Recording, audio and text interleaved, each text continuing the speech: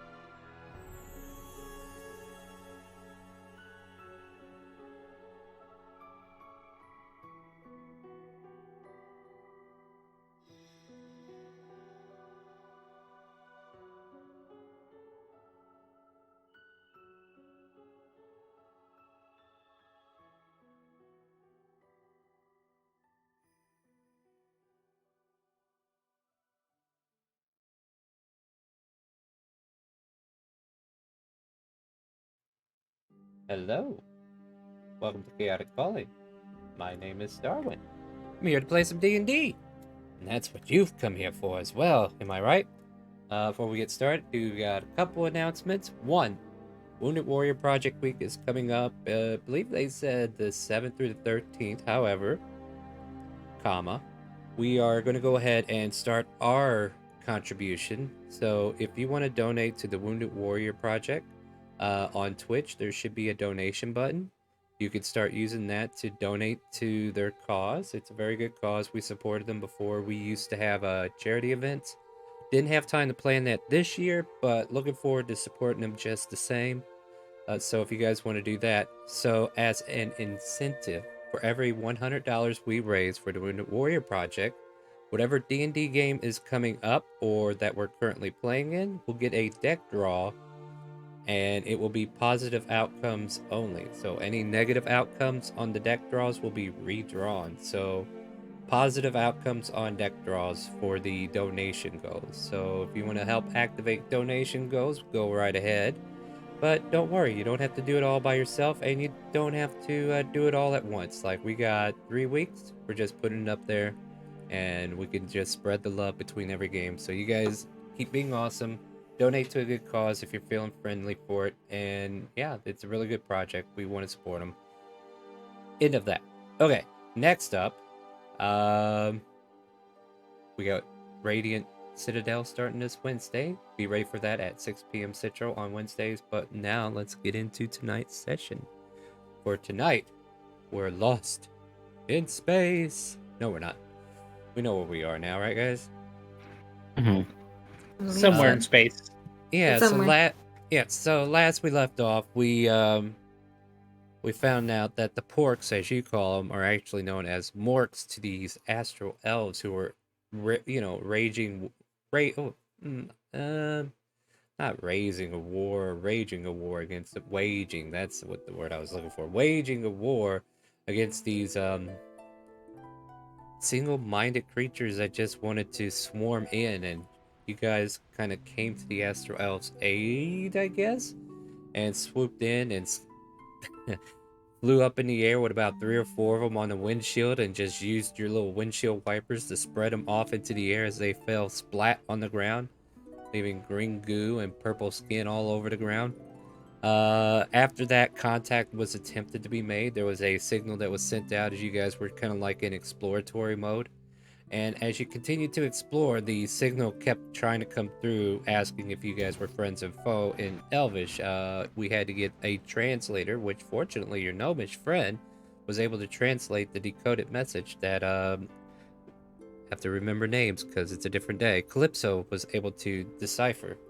The signal was artifacting, I guess you can call it. Like, it was definitely clustered. Like, it's not a strong signal, but you guys managed to locate the place that they want you to go to, and yeah, you met with some astral elves who were crash landed here because their ships could not be restored back to their former glory, for they are in need of materials. After a long-winded get everybody together so we can move the story along situation, we've managed to have a little feast celebrating the stolen victory that you've taken from them, but hey, we'll get over it. they said, but they never will. And you met with the Astro Elves leader, Hashini, and Hashini has told you that they need supplies. You guys open up a trade agreement, as it were, and you wanted supplies from them, and they offered you mining supplies to start so that you can help them mine the ore that they need to go home. Um, they introduced you to an elven woman known as Donisha, and currently she is aboard your ship helping you put this stuff together as you are setting your course to wild space. Hey guys, how's it going? You wanna play some D&D now? I'm always going to play some D&D. Right here, right? Where Of course. we left off? Yep. All right. So as you guys are pretty much getting everything queued in, and we now got Donisha aboard deck. There she is. Do I have handouts for the NPC? Okay, yeah, there is an NPC. Let me move her into the NPC category here in just a second. But yeah, guys, what do you guys want to do as I'm getting settled in on my end too? Scar's going to move up to his terminal that he always sits at and get prepared to help out as much as he can. All right. Let me put this in here. All right. So Kipper enters in the coordinates, and of course our AI Shella. Oh, it's gonna take a few to get there. We're gonna need to jump at least 3 times. So looking at about 24 hours. Is that right, Shella? Oh yeah, I guess that's right. All right, you guys got a day to kill.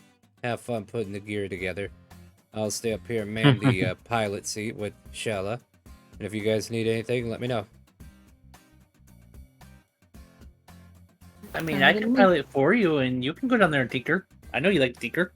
Well, it's not more or less piloting. It's just that this seat is really comfortable, and I don't want to give it up. Gotcha. Yep. How's this seatbelt working for you? Oh, I didn't need it.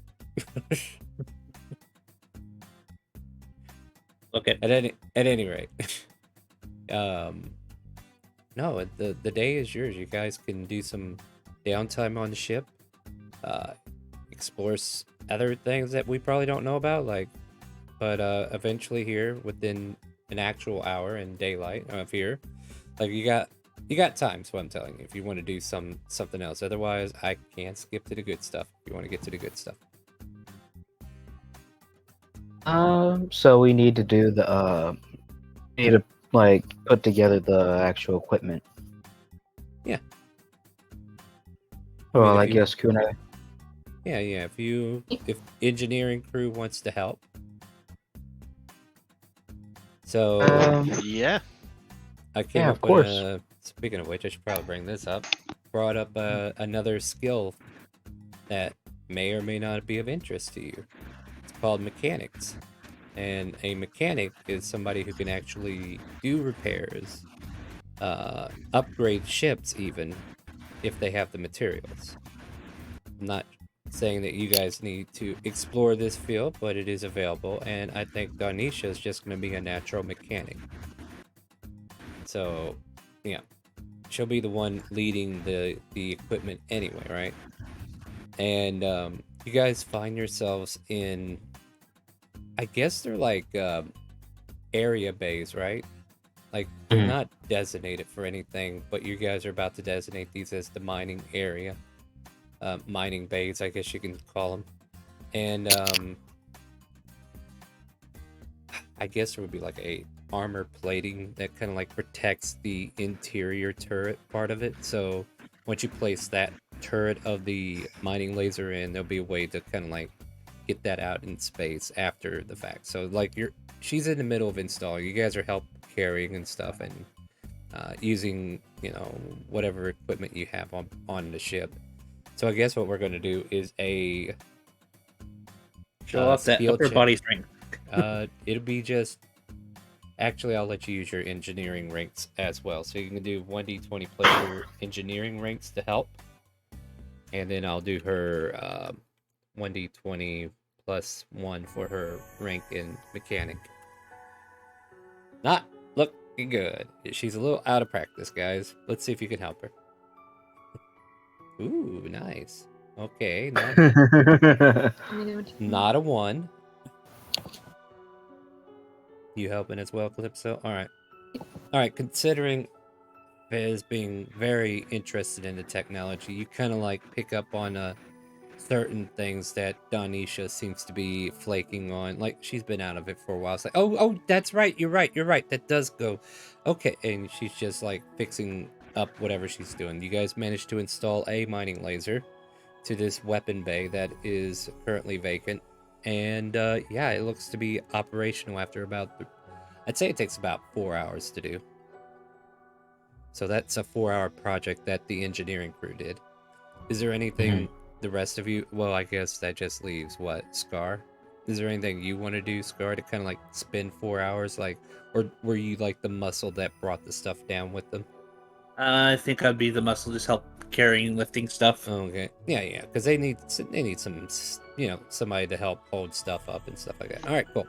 So 4 hours had passed, and you guys, yeah, it's getting close to like a evening meal time for you guys if you decide to like spend time in the cafeteria. You guys could do some role play there. You could do some role play wherever you want. So you get, the ship's yours. What do you guys want to do? I have an idea for a side project, if anybody's interested. And I know we talked about this, but I looked into the Artificer stuff and I wasn't really sure about like languages, but building communicator devices, we can start storing languages so like I'm not the only one that speaks Elvish, we can all kind of like communicate with it or something, like a translator or something like that. So that way when we go to these different places, we can start logging different languages and stuff and hopefully be able to communicate. Because that's going to be a big barrier in anything we do if we can't communicate. Yep. That is true. I can help with the language. I have Draconic, so that's another language we can add. I can help build and give you the language of Sylvan to add into it. I speak Orcish.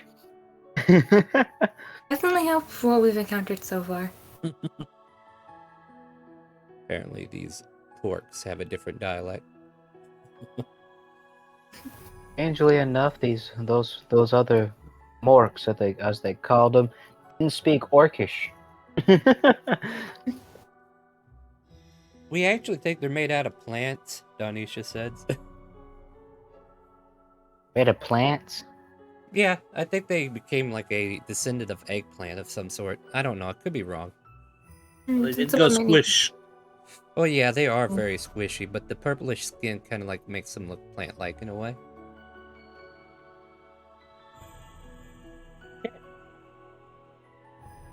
Plants that became sentient. Oh yeah, there's all kinds of plants that are sentient. What are you talking about? Wait, didn't we have a treant that got turned into an autognome? Yeah. You had a what? Oh, that's a different habit thing. Wait, back up. You had a treant that turned into a what? Turned into like a metallic How thing? did it? What? How does wood turn to metal? That don't make sense. You don't know. It's just Foul sitting in the magic. lunchroom in an existential crisis mode 24/7. Oh, Yeah, okay. it's Well, hiding in the cafeteria. Well, that sounds like a lot of fun. I look forward to seeing him. I didn't even Where get is he? to speak. Hasn't talked in a while. Sentient mode in the bedroom. That's where he is.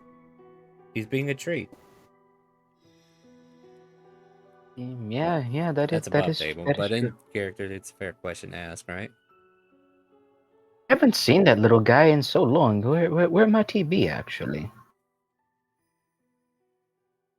And last we saw him, he was still in his corner in the lunchroom. He might still be there. Right.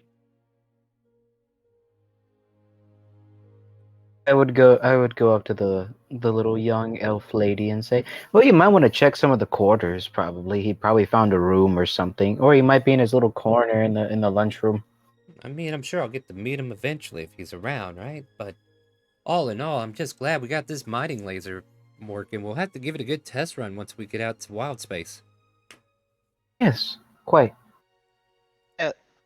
Gar, I'll give you a chance to do some piloting. Don't we use the big ship to do that? So wouldn't it be Well, yeah, cheaper? but we'll have the big ship, but there might be a chance to do some flying, just some practice or whatever. Or maybe if we find anything super interesting, maybe we can figure out a way to put smaller stuff on these. I'm thinking we did it to the big ship. Let's figure out how to do stuff on the smaller ships to help maybe collect things on a smaller scale. You never know. It could probably Just- help us. All of a sudden, you guys hear like a red beeping noise. Like, the reason why it's red is because there's like a red button that's like activating on one of the control consoles. And you hear like a sharp little beep, beep, beep, beep, beep as it's flickering in and out. Bella? Well, one of you pushed the button already. I pushed the No, button. none of us pushed anything. Boop. And Shelly goes, "Oh, found something." And as you push the button, there seems to be two metallic objects in the ship even comes out of hyperdrive as it comes across two metallic objects that are in space. And she tries to zoom in. You're still a little ways from it, but then eventually she kind of starts to zoom in. And then the DM will reveal to you what you actually see on the screen.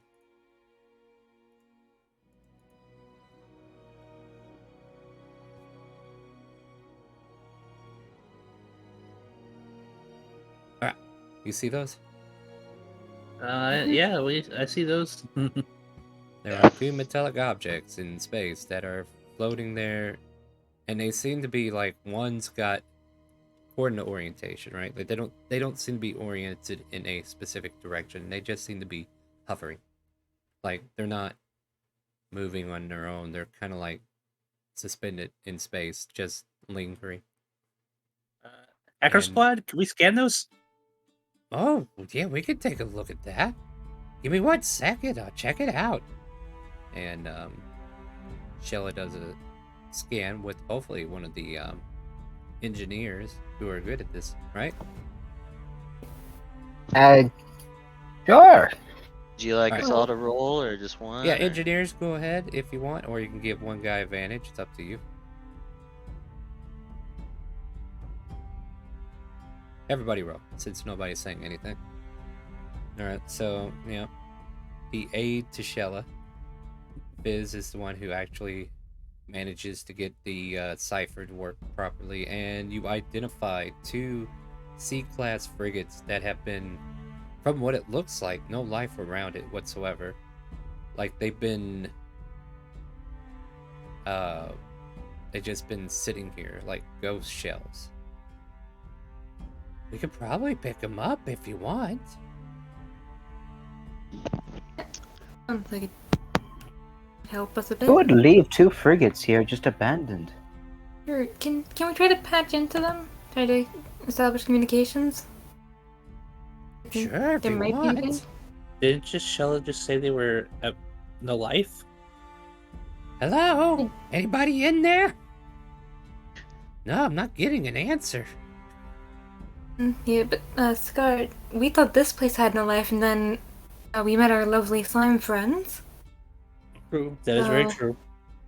Very true. Oh, We do I pick them up, though. I identified suggest we them. be wary.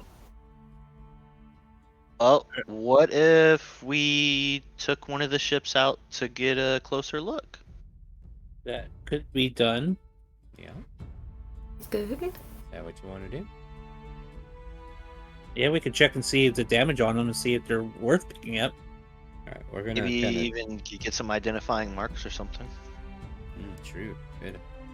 Well, I mean, Mhm. Shella can also be doing that for you as well if you want, like, to identify them.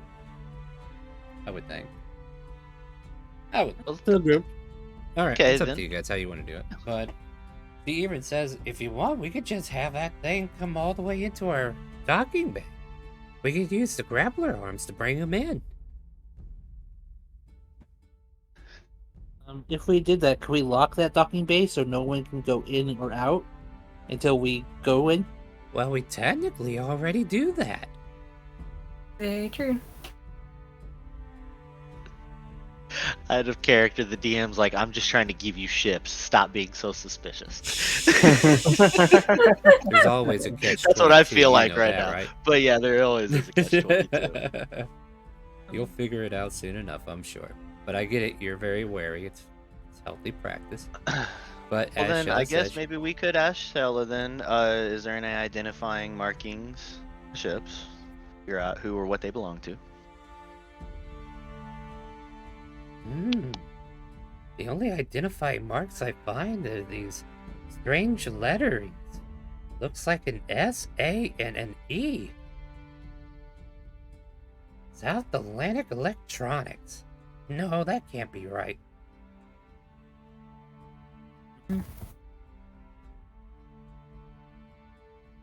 I guys write that down for later. So what do y'all say? We want to bring him in and go search him, or shall we go out? I suppose there's no point in just leaving him there. Right, and maybe we can salvage them for parts. Actually giving you ships that have weapon bays and you want to salvage them for parts to fix your drop ships that can't wear anything? Alright. No, we're gonna take the upgrade. Yeah. We want yeah. I heard where this is going. Alright, well, here are the drop ships, right? But we will imagine that the, well, maybe, can I just get rid of these? I can get rid of a few of these, right? Let me get rid of these too. And then, oh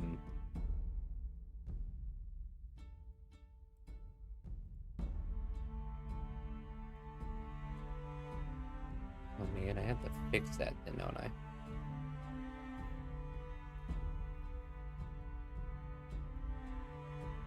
You here. Alright, we're just gonna put one on the table for now, and we'll leave the other one off. But you get the picture. Like, this is representation, right? Yep. Alright, yeah. So the ships were brought in. The doors, bays were closed. You guys are now able to make your way up to these frigates. And Donisha's there if you need consultation, but she's just like, wow, that looks pretty interesting. Hold on, I'll move that to the back so you can actually stand on it. There you go. Have you ever seen one of these ships before? Not one of these in particular. We kind of use a special kind, ours. Ours is made out of nature and stuff. Pull out the flaming tongue sword just in case something's in there. The hatch, like the front hatch, seems to be opened. Like that's the way it came in.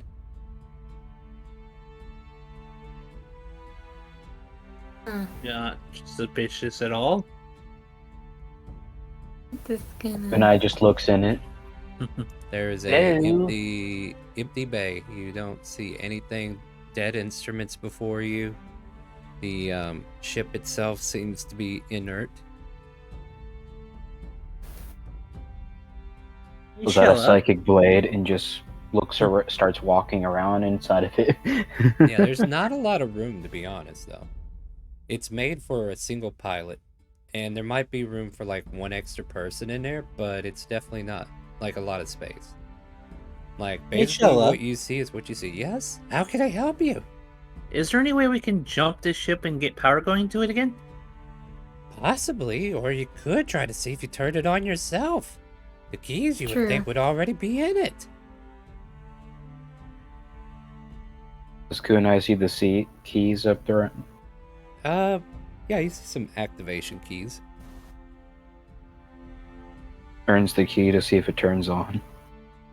There's a soft hum as a reactor seems to come online.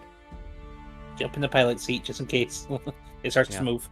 Yeah, no, everything seems normal for the most part. It works. Does the turns it off? come up in? Sorry, Scar, what'd you say? What language comes up when the screens turn on? Or is it gobbledygook? Not necessarily gobbledygook, but definitely like words you don't recognize, but they definitely seem to be basic numeric numbers, like numbers and letters. Like We have another basically what language we're to used translate. to. Normal gobbledygook. Yeah. Mhm. Okay. Like if you were to spell out Japanese instead of using Haranashi or whatever. Other Alright, I than the just- SAE, is there anything else on the ship, like a logo or any other things of interest? You want to do The an outside. investigation check on it? Sure, with my lovely new intelligence. Yeah, I let's also roll go. investigation check. Yeah, go for it. That sounds about right. Yeah, it looks pretty good. I mean, new ship, who dis, right? Calypso. Probably the oddest thing that catches your eye, though, because, Are you taking hacking by chance? Yep. How many ranks do you have? 3. Alright. So, you've been studying the hacking protocol, right? And you notice on the right wing, which may be close to where the main CPU of the ship is, there are like a puncture wound. It's very unnoticeable. Like it looks like it just something attached here and just kind of like punctured in. Huh. Guys, Mhm. Yeah. I found something. Oh?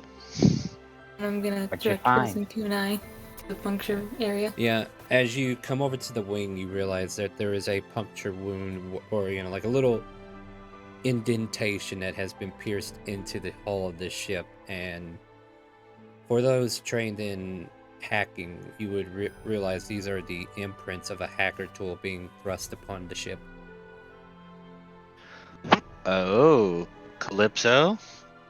Do you see that? Yeah?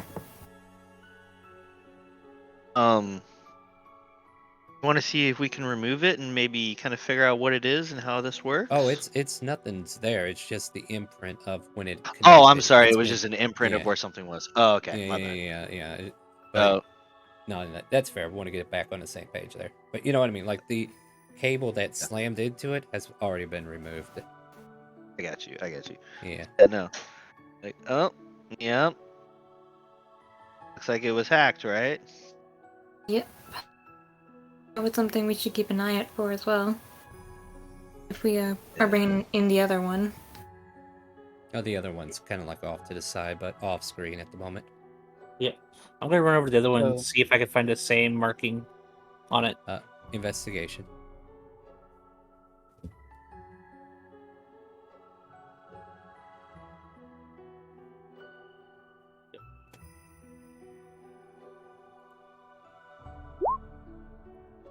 Investigation, not Not intimidation. You intimidate the ship to show you everything, but it reveals nothing. a 6. So yeah, reveals nothing. I Like, have a theory. Oh, you may continue, start. no. You can cut me off. It's okay. Okay. I have a theory. So apparently, since these people have been hacked or whatever, they might have opened the hatch and the people went whoosh out of the ship. And they're out and they died. Like they were forcibly ejected? Kind of, yeah, because the vacuum of space probably took them out. Yeah. Probably. That would explain why they were abandoned, then, wouldn't it? Mhm. Yeah, I don't know. What? Just kind of like chiming in behind you. Why would they eject them out and not take the ships? Because probably these things might have been after them. They look like they kind of have weapon around them. I'm gathering here. Might have been just a hit and go type of deal. Yeah. Yeah. But it also does mean we have something to look out for while we're out here. Right? Very true. There's something out there that is taking out ships. Well, other than that, looks like you guys got you a new ship, though, and regardless, just needs a spot clean and a little body work, and she good as new. Translated, we have to get the inside working for us. You know, there's a thingamabob we could create that would actually help out, maybe? We could create, like, an AI drive and see if we can't override the previous one? Oh, if you need any help lifting something heavy, let me know.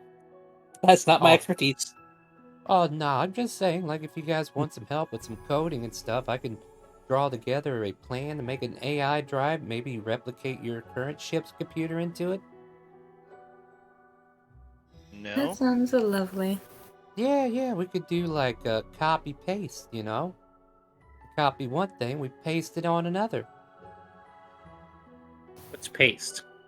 Exactly, it's like that. It sticks to you.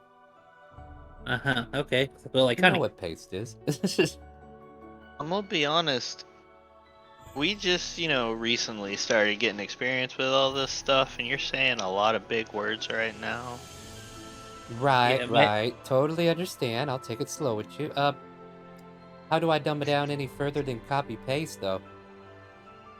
Well, you're talking about, coding and AI and all this Oh other yeah, stuff. yeah. Okay. Called her Shella, right? Uh-huh. So One of basically, them. one of them. Oh wait, there's multiples? Yeah, Anyway, we just selected Shella because she's the best option. well, Yeah, there's a bad button that you shouldn't hit. I'll look at that later for sure, because I'm always into bad things, but we won't do that right now. But we could possibly come up with some way to copy that persona. How do I dumb this down? If I was telling it to a Mork, I would say, this thing here, we put here too. That way, that thing there, as well as this thing too. You get the thing in both things. Make sense? And I just think sticks his thumb out. Yeah. I'm glad one of you following along. Makes My enough brain sense. hurts. Well, we got what, about 8 more hours of this trip to go? We got plenty of doodling time. Well, I guess we should get to work if we're gonna start working on it. Fair enough. Might want to overlook that second ship and make sure it ain't got any holes either. Mama. I'll do that right now. Oh, back Is that inside, see if even- there's any weapons left behind. Hey, Torcus joined us. We found some frigates in space. Hey. Yeah, so you're Is- gonna go over there and investigate the other one, Calypso? Yep. I'll give you advantage since you know what you're looking for now.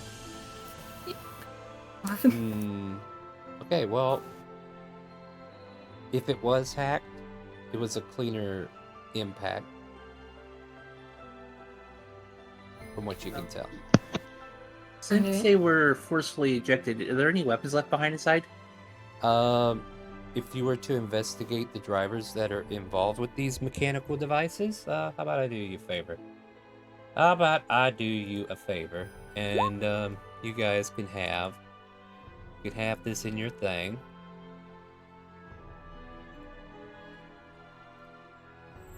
Like pistols or anything shiny?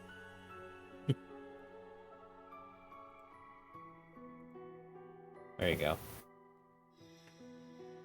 As you are operating it and finding the operating cards for this specific device, their drive system has the default system is equipped with a single weapon drive, single auxiliary drive, and a single defense drive. At least that's what you have access to put into it.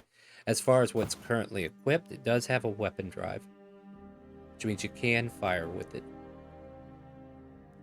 Engineering and mechanics will be needed to upgrade it from a Class C onward, but that's future you problems, right? Right.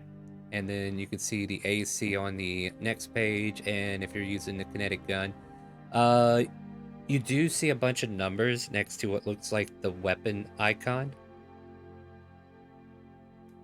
And like right now, it's got a percentage on it.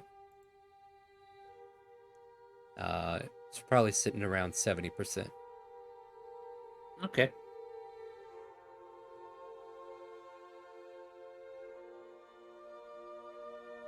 Okay. Not to press any buttons inside here that could accidentally go boom.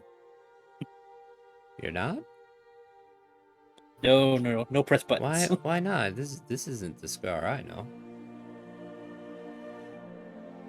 What'd you do with the scar? I know. At any rate, these here only take one person to load and fire, so it's not going to have the 3-point mechanic to get it to fire, so you won't have to worry about that.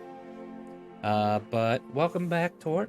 In case you missed it, I know you had some emergencies to deal with.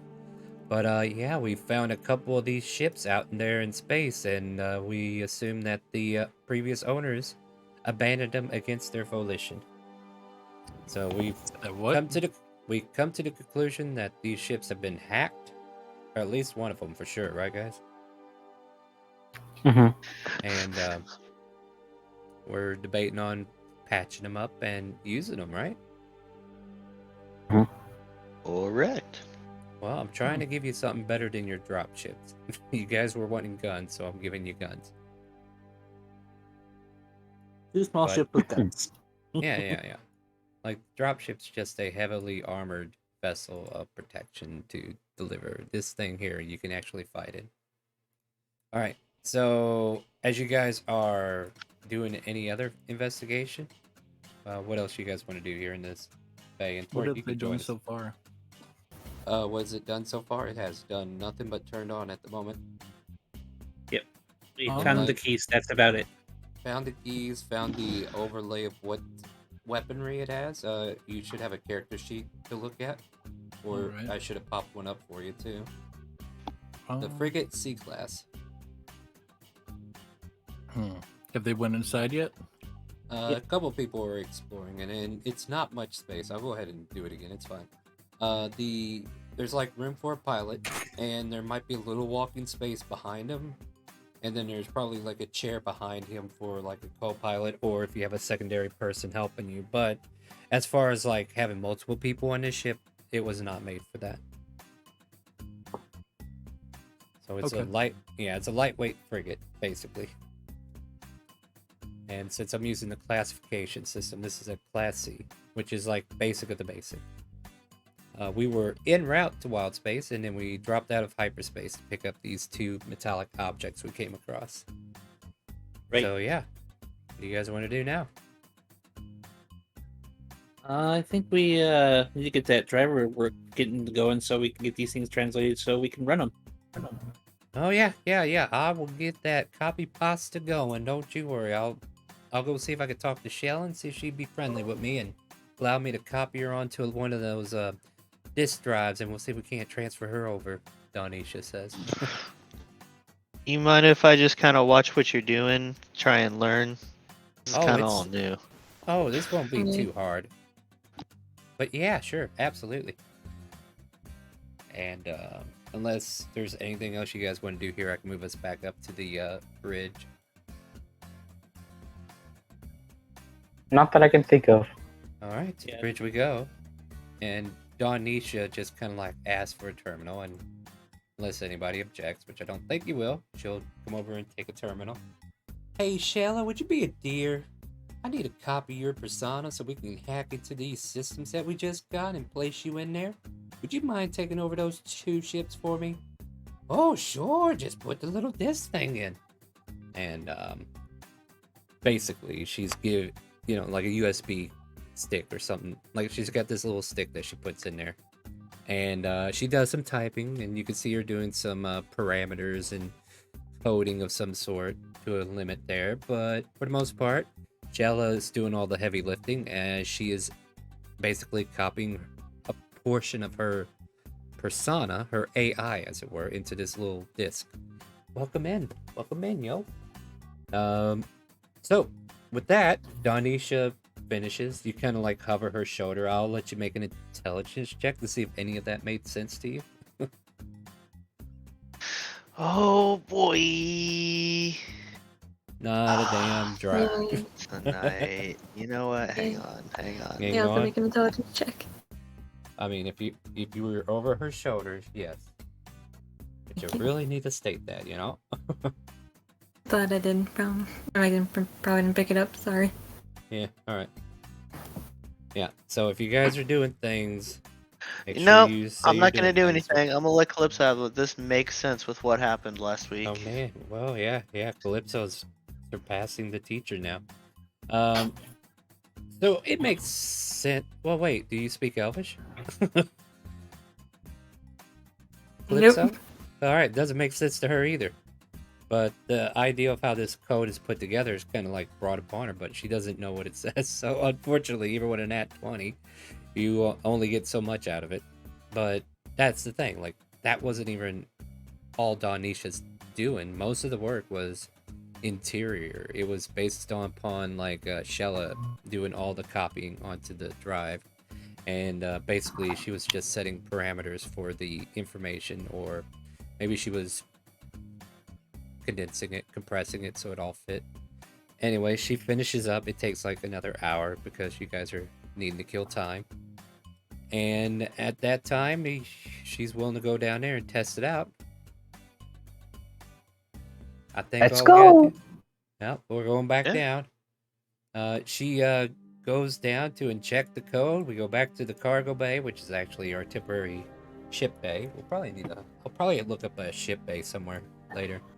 But she jumps into the pilot seat and she starts pressing a few buttons. Wow, this is a language I don't understand, Shella. Make sure you translate this over to Elvish at least, okay? Okay. As you hear her come across. And, No, Shell. She means Draconic. Okay. Well, no, I can't read Draconic, honey. You're gonna have to switch back to Elvish. Can you do Okay. common?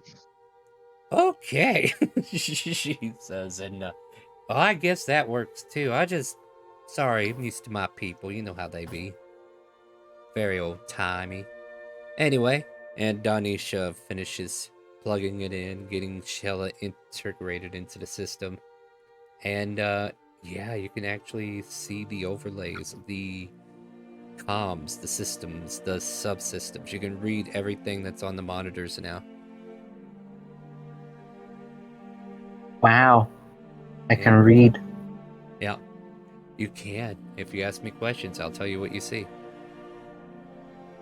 What do I see in the martyrs? Like, what are you looking for? That wasn't... This is a loaded question. What I meant was, what are you looking for? Like, if you wanted to type... Like, nothing's on the monitor right now. You got to do something to make something pop up. Basically what I'm trying to tell you. Like, if you want to just get basic info, you could probably punch in a couple buttons. Okay, basic info. Yeah. So basically, you could see the monitor going over the armor ranking of the ship. It is currently probably doesn't have like the armor rating in this case is the hit points, right? So right now it's probably like at 111 out of 250. The speed is currently everything else seems to be working on these ships, but the armor rating is a little bit down, which means they will need repair. It looks like it's a little damaged. Otherwise, it'll be fine. Everything else seems to like it's working. You know, I just realized something. We do have to have a way to restore the ships after combat, don't we? Yep. So yeah, Mhm. the mechanic subclass actually makes sense. So yeah, and I think the mechanic engineering combo would actually allow you to make nanobots that will help with repairs as well. But As soon as we get some points on a level up. I know, right? I know. See, the problem is there's going to be way too many modern skills that you're not even going to know how to specialize. So you're going to be putting one in everything. I mean, that's chance we could put some small shields on these. Oh, let's see here. Yeah, there's an auxiliary drive here. If you had a shield drive, you could definitely hook it up. Now, I must tell you, this here is not made for the most advanced equipment out there in the world, universe, metaverse, whatever. But like the main equipment that it can hold is like it's a Class C frigate, we like to call it, which means you can use Class C drives in order to power them. So if you come across any other Class C drives for auxiliary, in this case a Class C shield, then you should be able to plug it in and get it set up. Shella would be able to take it in, right, girl? Oh, you know it. I'm ready for the plugging. Small question. Wait, what? Already Alicia? did. Sorry, me and my subconscious had a fight over what she just said. Anyway, what? Small question, Anisha. How do we tell something's a C class? right? Oh. That's good information. Look here in the overlay. It's like it's grade at sea. There's the grade right there. It kind of like shows you, and you become aware of how to identify ships on the overlay. Yeah, grade C there. That's this here is a frigate C class. It doesn't have a designation since we took over the main computer, so you can call it whatever you guys want. But the Wasp. I mean, Sounds good. probably should be the pilots, but you know, you do you guys. I'm just telling you suggestions. Fly the Wasp. That sounds pretty cool. All right, well, you guys pick the names. Like, you can even name the other one something else.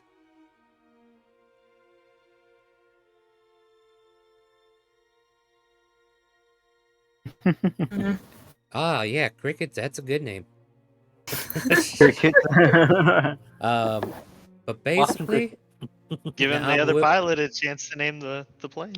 yeah, that was your chance there, Torque, if you were hanging out with them. Sorry, I was doing some paperwork. Yeah, I understand. You got a lot going on there. Thank you for showing up, though. Yeah.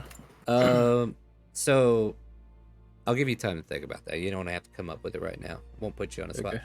But she does kind of go, look, I'm out of practice, to be honest with you guys. But if I stay on with your crew, I think I might be able to do a thing or two later on down the line. But it's going to take resources, and we're going to have to find connections that have them. So maybe we can hit up some places when we get back into my home space system. We could go to the Citadel. Be great. Citadel. Not the Citadel? radiant one, the other one. Oh, that's what I'm asking. What Citadel? Well, now you put me on the spot. I forgot what it's called. Hold on. DM looking it up. Sorry, DM. Yeah, I thought I would just get away with just part of the information, but no, I see I made a mistake there. How do I find this? Astro Elves, tell me what your homeland is. Bio info. Like I was reading over this stuff. Let's see, Xerix. They have like a citadel that's orbiting this star. Like, I'm trying to use some spell jammers, guys, but a lot of the stuff that we already have incorporated is very unfriendly to spell jammers. But I will give you that information once I remember what it was called. Take It your was the beep beep beep beep.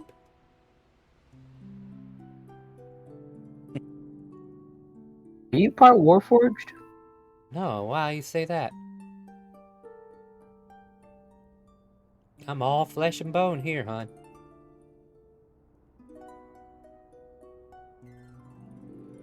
Beep. And what are you, by the way? You're like some kind of bird walking man. Are you a I'm cat- sparrow? I'm a crow or a raven.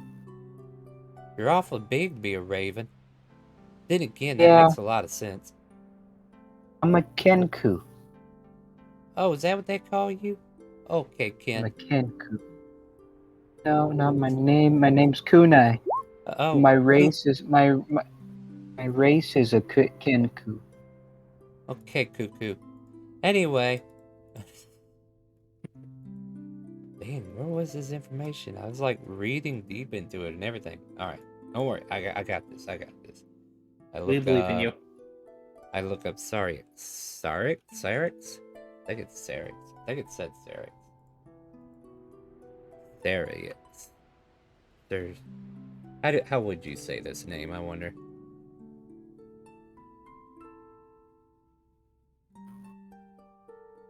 Okay, so Imperial Citadel is what it's called. It's a city in space.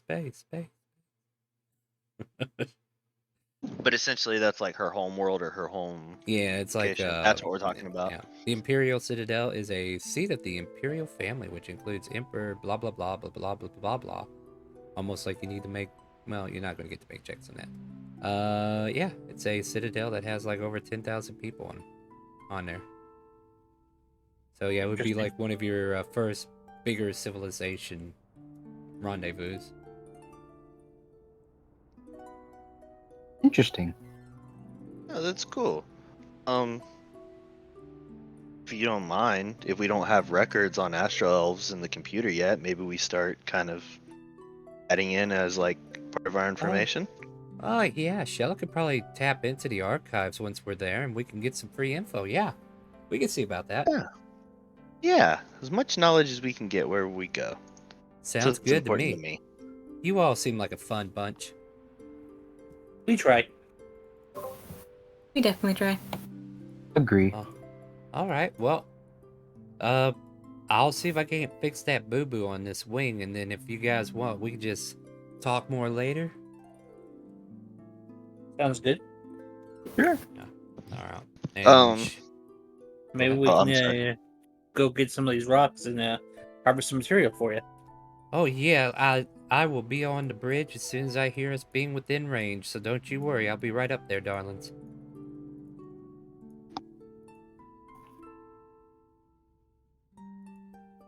And she, at that point, goes around looking for, like, tools, torches of sorts. And she brings them over to the wing and gets to work. Oh, by the way, if you're staring straight up here, don't. The light will hurt your eyes. Avert them. Psh, concept. Ah! I'm blind! Just puts on his smithing goggles. For those who did not hear, you make a con save. Con save, not history. We already know you mentioned history. You managed to avert your eye scar. Calypso, well, Fizz, you got special goggles, right? Yeah, if you look at my character picture, I do have goggles that I would, but I wouldn't have necessarily just had them on. They would have been but like if on you my didn't forehead. I hear wouldn't have been it, expecting it. Yeah. So you're like, you heard what, and you looked up there like, what? And then, yeah, you and Calypso both kind of like go blind briefly as you catch a spark from the welder as it's trying to ignite the metal and start fixing it. Oh, are you darlings okay? She looks down to check on you guys. I said, look away, look away. Okay, you're going to have to go and blink a few times. Just blink. It'll be okay. Come back later, though. You'll get your vision back shortly. And then eventually your eyes kind of like from a pure white, and slowly vision starts to retain itself. I imagine this probably isn't the first time that's kind of happened to Fizz in some way, shape, or form. That's why I have the goggles now. Yeah, because so he's just like, careful, everybody. Too many times of this, and I think you might go blind completely. Yeah. Still haven't learned your lesson, though, have you? But yeah, you, I mean, she's busy. What are you guys doing to stay busy? I suppose for the remainder of the time he would work on the drive that he got that's broken. Or would go get food. So, the drive that you got, I hate to break your heart, but have you ever tried to fix a motherboard that's been split in half and you don't have the other half? Well, that's the thing. He's just working on it to try to figure it out, how they work. So, give me an intelligence check. And this is where these come in. Also, speaking of drives, Calypso's probably studying his drive that he got. I've listed one. On the... Where are you putting it? Or are you Plus 10 to next roll. Alright, plus 10 I'm going to add a plus added 10 to my roll. Alright, go for it. 25. Alright. You have come to the realization that what I just told you, not having the other half, there's only so much you can get. Like resistors, memory, or silicon chips. This stuff here is still kind of foreign, regardless how much you look at it. And the main thing that you get is like soldering points that lead to each other, like leads that lead to one thing. So you know that each device that's kind of like so small, though, so small, you have to have really delicate ways to work with it. But it's just this these chips or these resistors or these capacitors or whatever's on this thing that remain, it is just unknown what it can actually do, especially since half of it's been broken off. But you get a sense of like how soldering kind of works, I guess you can say.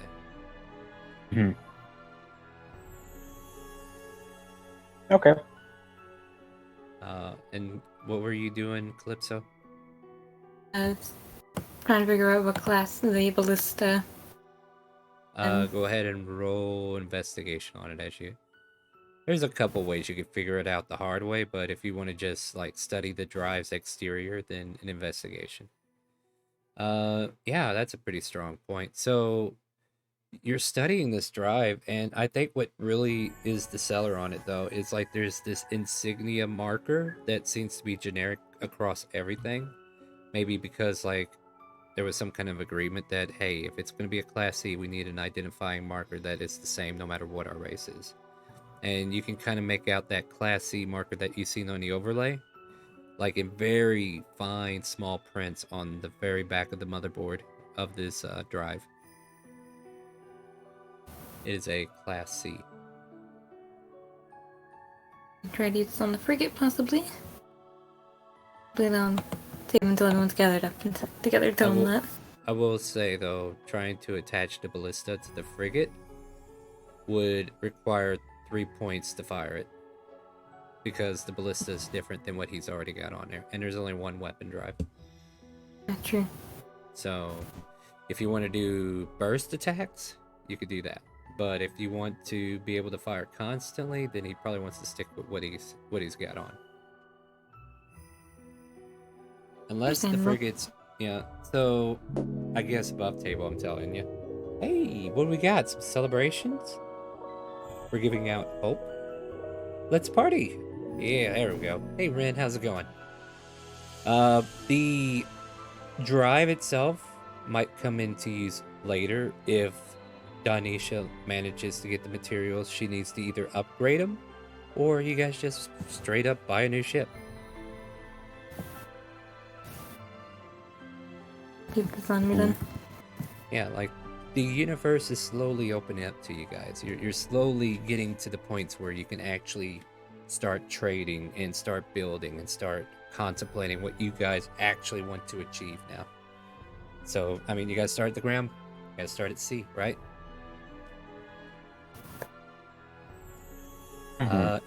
Anything else that we're doing while we're waiting to get into the system? That's why we're not looking for the rocks just yet, Torque. We're not there yet. I have something that I haven't used yet that I would like to try and do. I would need to talk to find the autonome now.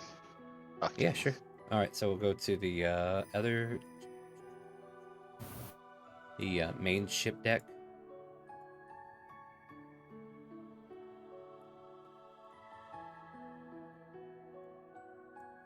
Oh yeah, that girl is in stasis. Wow, there's a pole in here. What's that for?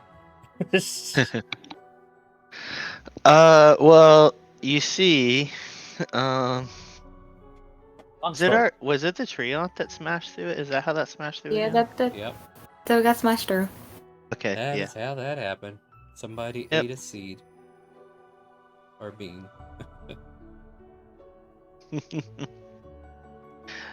Yeah, no, there was actually the person I'm coming to talk to. Smashed through. This is what we did to fix it. Did we give this a name? I forget if it had a name or not. I don't think so. Debbie. What? Debbie. Why are you coming up with these weird names for something that's not a Debbie, apparently? See, this is why I can't let you guys name Pokemon anymore either. Well, essentially, I would like to knock on their door, and you ask them if I could try and do something for them. I have no other use for these right now, and I think it'd be cool. So, knocking on the door essentially does nothing, just so you know. Okay. But you can check on them, like, Not a Yeah, lot. like I'm gonna try and like check on them and like talk to them. Yeah, he's in sentry mode. Like he has never woken up. Like he's being a tree. He's gone back to his roots, as it were.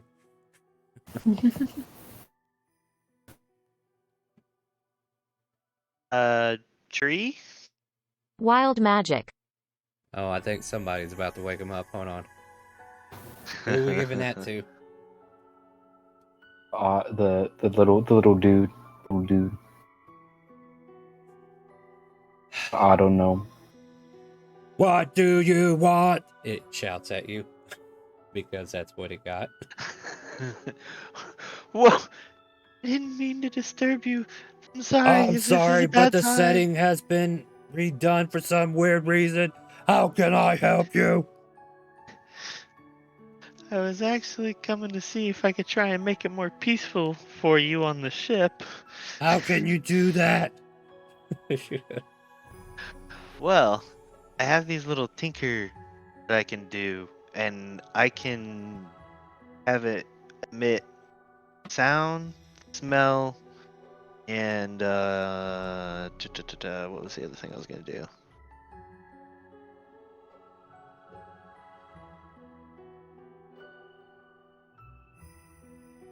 Yeah, no, I guess that was just it.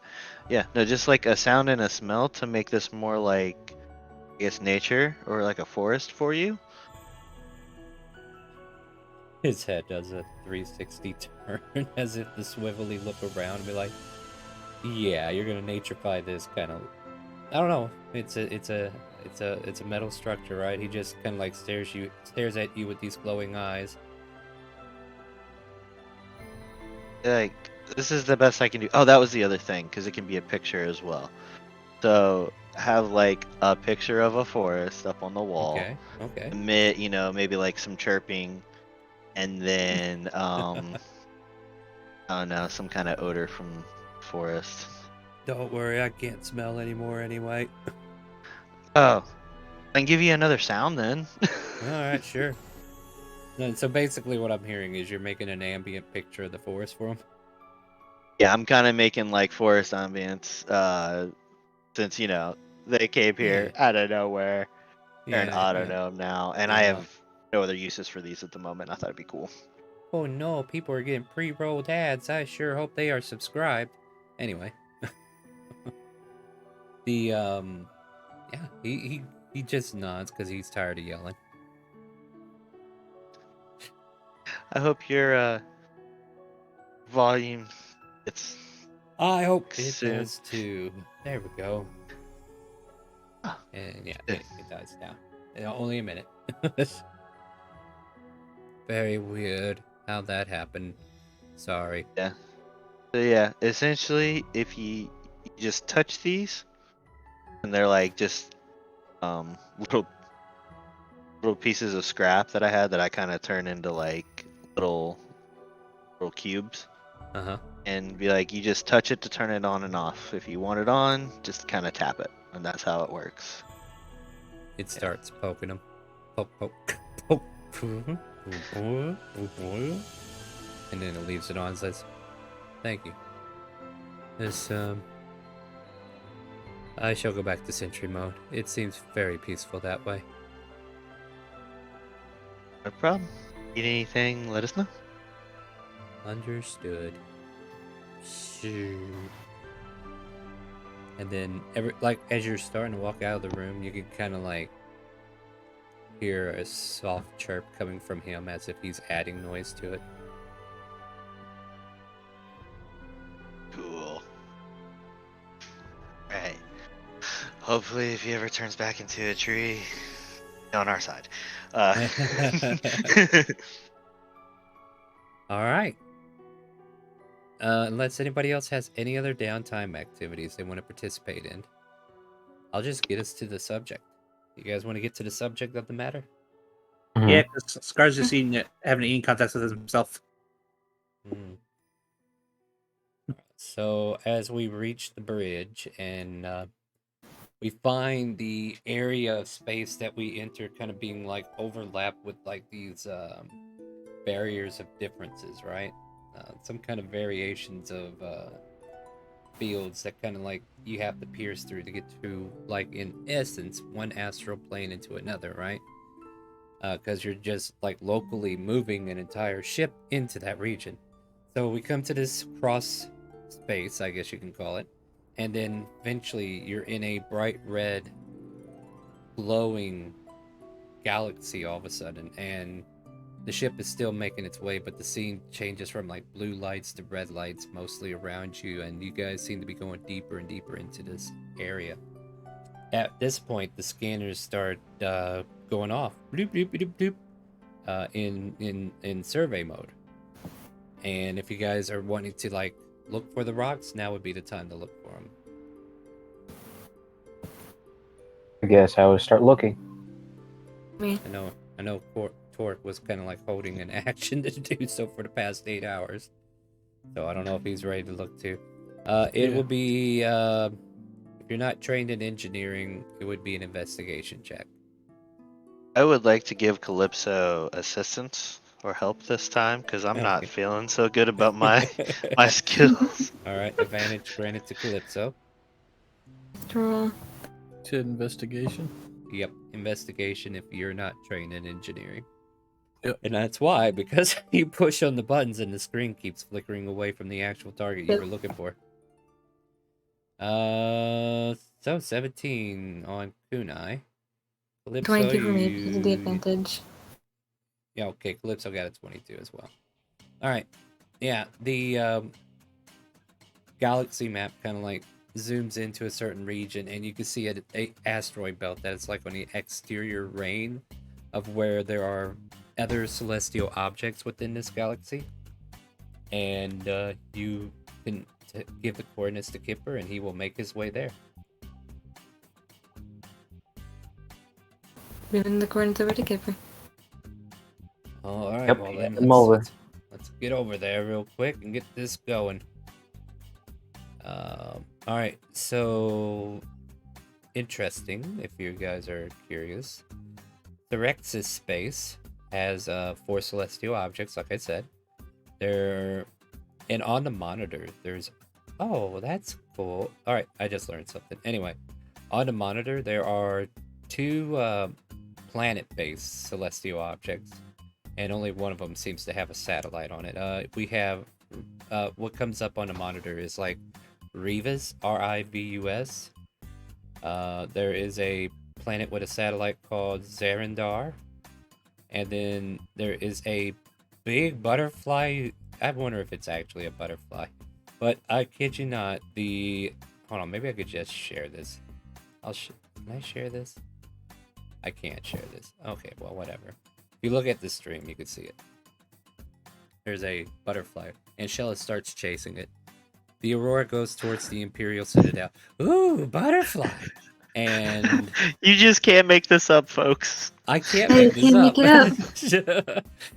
There's also another celestial object known as Farindoran, and apparently, like, if you were to do readings on these planets, 2 of them look like they hold life, but the Farindoran seems to be desolate. And of course, there's life coming from the Imperial Citadel. Hey, butterflies, let's go. Ooh, I'm gonna go after that one. Back here. Hey, where are you going? Thank you, Brent. So the coordinates to the asteroid belt were kicked in, almost override by the Imperial Citadel demand, but she's like, all right, I'll go after it later. And you guys find yourselves out in space once more. You know, it's kind of weird. It's almost like that's where you've been this whole time, huh? Yeah. And I found asteroids, guys. What do you think? It's Lovely. also, the frigates are fully repaired at this point. And one of them's designated as Wasp. And did Torque want to name the other one? Yeah, I sent it in DM. Oh, well, I wasn't looking. You can say it out loud. I was kind of busy, sorry. Oh, no, you can say it out loud now if you want. The Sparrow. Sparrow. Oh, I like Sparrow. So we got Wasp and Sparrow. You guys can write those down. And then later on, I will make separate sheets for you guys so that if one of you loses hit points, you're not erasing the other guy's hit points, okay? But yeah, you guys are currently surrounded by these asteroids, and you're able to start the mining lasers as soon as you're ready. Gunners would be able to help target it and probably help out the most, and engineers can also do a role to make sure that the beams are the proper channel, you know, just making sure you're doing enough damage to bring in the hull, right? Oh, we sounds gonna good. do the damage, alright. We gonna do the damage. So we'll have an engineer role and a gunner role, basically, and you guys can pick who does it, and those who can't participate in the role can offer advantage. I will give Plus a 10 plus to 10 next to roll. Fizz. A plus 10 to the next roll has been claimed. Who's getting it? Fizzy boy. No, Fizz? well, since the Fizz is doing it. Alright, Fizz, it sounds like you're the one. Alright. I mean, everybody's on the same playing field Go. for that. Alright, 23. And gunners, if you want to direct the cannons, since they're basically guns that just mine, you can do that. Yep. And I'm currently doing a crash course in Surrexy space. So 1d20 plus your rank, please. And you can have advantage since Torque is over there helping as well. Okay. 15. Fizz, did you want to roll again in case you get a nat 20? Because you had help. Sure.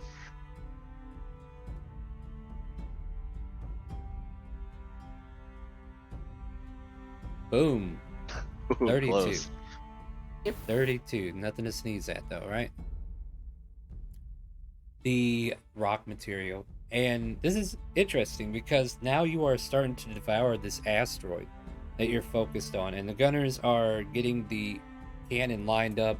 You guys are directing the energy flow. It's a combination teamwork. You guys are kicking it. And all of a sudden, this rock starts to be slowly eaten away, it looks like, from the outside, right? But you realize the materials are coming into the ship as if there's like a tractor beam attached, bringing it into the cargo hold. So the cargo hold that you have with all the other scrap, guess what else is getting joined with it? More Valuable more materials. Exactly. Like, why not? And maybe I'm just thinking, but if you're mining materials, there might be like a separate cargo hold within that has like a canister area so that all that material will not bleed into the rest of the material, right? So, like, whatever that cargo hold for mining is, it's being filled up right now. And you guys are just going to work. And then, all of a sudden, there's a beeping noise that comes from the monitor once more. Like the same beeping that we found the ships with? Well, let's just say you find out you're not alone, as there are... Yeah, this might work. A couple of ships that appear on radar and seem to be closing in. Ships ahoy! I'm What's running. up? I'm gonna run to a dropship. Why are you going to the ship that does nothing? Well, I don't mean the dropship. I'm going to the Wasp. Okay.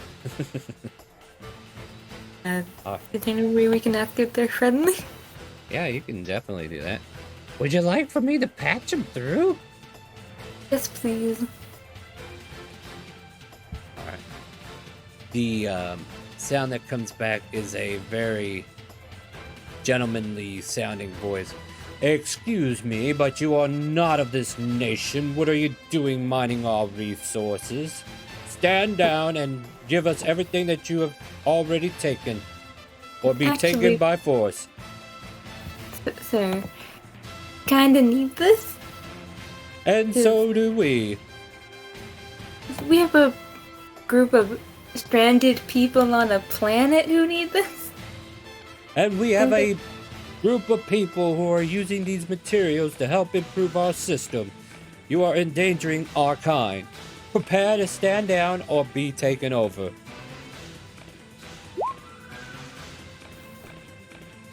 Meanwhile, the pilots are going to their Wasp and Sparrow. Is that what I'm hearing? The Sparrow doesn't do anything. No, It's just a dropship. No, the dropship is the dropship. The Sparrow you named was the other frigate. Oh, yeah. We have I'll hop ships to that with guns one, now. Yeah, you got a Sure, ship with a I'll gun jump now. into it. All right, then, yeah. So the Sparrow and Wasp are about to fly out. Well, I guess. Reminder, DM. Yep. So we were near the Imperial Citadel, and then we went somewhere else to go mine. Like we Well, went you further. saw it on the map. Or are we still in you're the system? Like how you're close in are this, we? You're in the system. They pretty much declare everything in this galaxy their resources, so they notice there's activity and they're coming by to say hi. That's fine. Then Yeah. Could I ask then? Are you under the Imperial Citadel? Is that whose area we are in? I guess whose base? You are in Syraxis.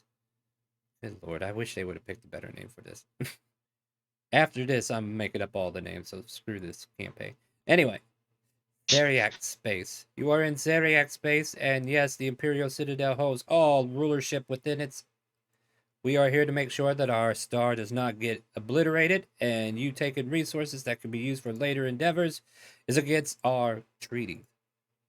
We are here peacefully with an astral Stealing our elf who resources? are no. We are here Sorry, with an go ahead. astral elf who led us here because there are Hi astral guys, elves how's it left on the going? planet. Yeah. Actually, Denisha. Yeah. Oh wow, guys. We're here to just farm some of this so we can get some of our folk back home. I'll have you roll a persuasion check though. Yeah. She's helping. Well, and essentially, I'm like, these are technically your people. Right. We're trying to help. Yeah. That's not terrible.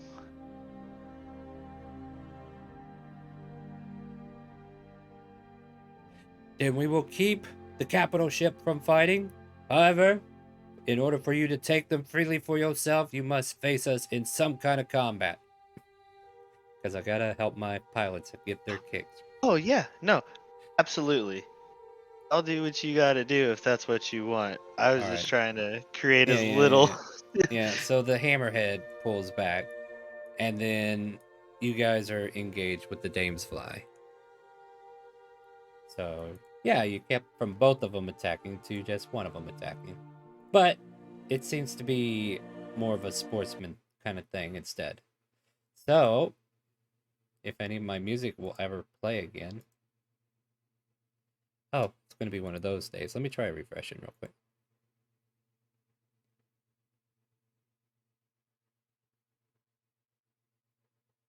Your character token should be at the bottom, right? Yes. Feel free to roll initiative using those tokens.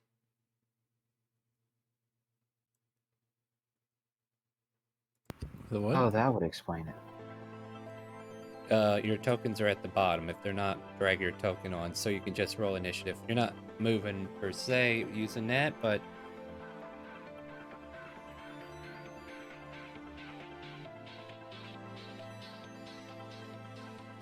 Okay, I got the giant ship character sheet open. that's a terrible roll. Damn. I'm about to get my ass stomped. DM luck is bad today, guys. Oh, that initiative. Ugh. Let's see if it holds in. Alright, you guys ready? Yep. I will say for the start of this combat, both frigates are able to leave their bays and actually place themselves like in these appropriate positions. So here's a new problem though. The engineer team has to also work the guns that they're not trained in. Yep. So there will not be much fire support from the main ship. Though you I have still an idea. Yeah.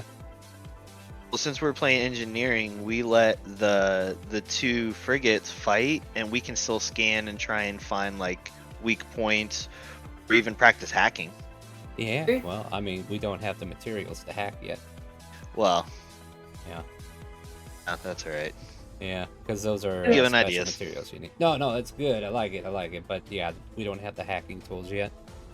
Because you will need a physical item for that. But for right now, I guess we just started, right? So, Kunai, inside the ship, what are you doing? Or Calypso, are you ahead of us now? People The marketers have to roll initiative. Yeah, people need to roll initiative when I say. Alright, so good. Alright, Calypso then. Or both of you together, it don't matter. I was gonna say, I'll give Kunai advantage on his turn when he tries to do something. I will Is it still say enough, that actually? there is at least one ballista that's already loaded. It just needs to be aimed and fired. So I'm gonna give those Kunai here the help action for whatever Kunai wants You to do do. know helping him is not going to help fire that any faster, right? I'll probably do a scan. Okay, I'm just saying, we're trying to figure this out together, right? They're trying to make this fun for everybody, especially those who don't have the frigates yet. So Calypso, you want to scan? Give me an engineering. Yeah. Alright, you know that the armor class for the ship is 19, and it has about 200 health, aka armor. Does not have any shields. Alright, that's your turn. And you're able to relay that information accordingly. Kunai. Of course. What I would like to do is try to find some sort of weak points on the ship that we might be able to exploit. Well, give me an engineering check. True strike. Aye, aye, Cappy. Who are we giving True Strike to? We'll give it to the Wasp. Well, no, Ren was the one that cast True Strike. That works. Alright, so if the Wasp makes an attack, you have advantage. Alright. As far as like that was the thing, like if you succeeded on this engineering roll, you would have gave the next attack on it advantage. But I will give advantage to the other class too for the check. How's that sound? So both frigates have advantage on the next attack, as you identify weak points for you to strike at. So Kunai is able to identify weak points for the two of you to aim for. And Scar, you're up first, it looks like. Yep. We got 60 feet of movement, so...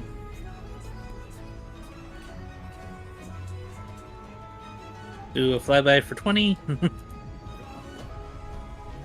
As you went through its threat range. Go ahead. What was I wanting to look up?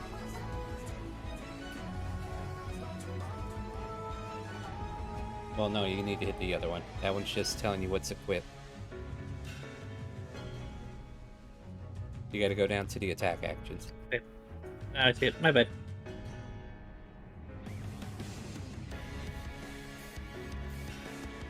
Alright, so there's our attack. Or do I roll again?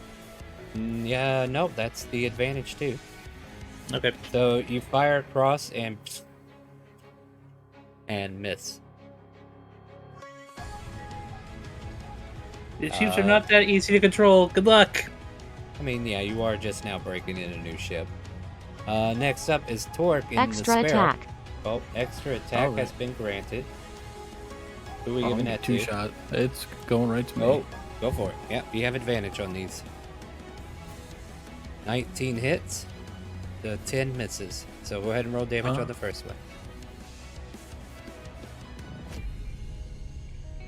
And actually, not that it matters because I don't think you rolled high enough, but you also add your gunner rank to it because I don't have a way to modify it. If that makes sense. and your ranks change more than a 9 piercing. Alright, so you do 9 points of damage. As you fly in, you get 1 attack off, and then you see some of the armor start to pierce through a little. What's up? How much movement do I have with this? You can move it up to, I think it's there, isn't it? The speed? Yeah. Is it on? 70. You can move it up to 70. I'm gonna put him over here. Alright. Alright. Go ahead and Fizz, you're up. Did you say that one of the weapons is already loaded? I don't have any ranks in gunner at all, but I'm not. No, you can really sure what easily else I aim can it do. though. You can also use Yeah, your yeah. other tactical abilities to like add to it. Like you guys in engineering can do the what is it, critical focus? Oh, that is right. Actually, okay, yeah. So I think I'll try and get, since we already have something loaded, I'll get a critical focus ready. So if an engineer or hacker does critical focus, they can take a turn in the scheduling so that you guys can fire it a little bit faster. So yeah, you basically do the other sweep and scan and you get this thing targeted. But still now it needs to be fired by somebody else. So the focus is on there. The ship Aurora has advantage on the next roll as well. Okay, cool. Alright. Anything else? I think that's probably it, huh? And at the bottom of the order, we're going to swat some flies. Wouldn't Kipper have a turn? Couldn't Kipper fire? No, he cannot. I thought he was Okay. piloting. Watching the show. He's in his lounge chair. So, thing about these guys is they got a full crew. And this will be on... Oh, it's a mosquito. There's a skeeter on my computer screen, guys. Get that out of here. We'll go after the wasp, since it attacked first. We get a 10 on the attack. See. And then we will do a Mangonel attack on the Aurora. Like I said, they got a full crew. And the Aurora just deflects anything that came in. Wow. Yep, DM luck tonight, guys. DM luck tonight. Yep. How disappointing. Calypso. This is gonna speak up to other engineers and saying like, who do we think has a better chance of firing that thing? I don't think any of us have experience. It's already ready to go. Just push the button. Push the button. Alright. Push the button. Push the button. Alright, roll it. Would You it got be- the Aurora's character sheet up? Me. You'll use the ballista bolt. My roll 20 seconds, sorry guys. I mean, I can roll it for you if you want. Yep, I got it. Nope, One thing. the bottom one. You gotta go to the actions. Yep. Wait, no. Nope, nope, Wow. Yeah. Nope. You can't roll either. nope. Ching. Nothing. Wow, this is gonna be a long combat. It's we'll see. We'll see. Hold on. Hold on. Yeah. Inspiration. Calypso inspiration. Calypso inspiration. Is that right? Yes. All right, Calypso. You have inspiration. Do you want to reroll? Yep, let's try this again. Try again. Well, I Okay, mean, yeah. better than before. 13 still not enough to hit though. The bolt goes off, and if space had a noise, this bolt would have just raised the armor and then just flickered off. Yep. Well, you know what? You guys have a point. Let's put Kipper in the order. He's been busy dealing with the butterfly. Like he's trying to tackle Shella. Is basically what he's doing. Like he's trying to keep Shella located here because she saw a butterfly. Not going too well, guys. But now he's finally got her straightened up. All right, is that the end of your turn, Calypso?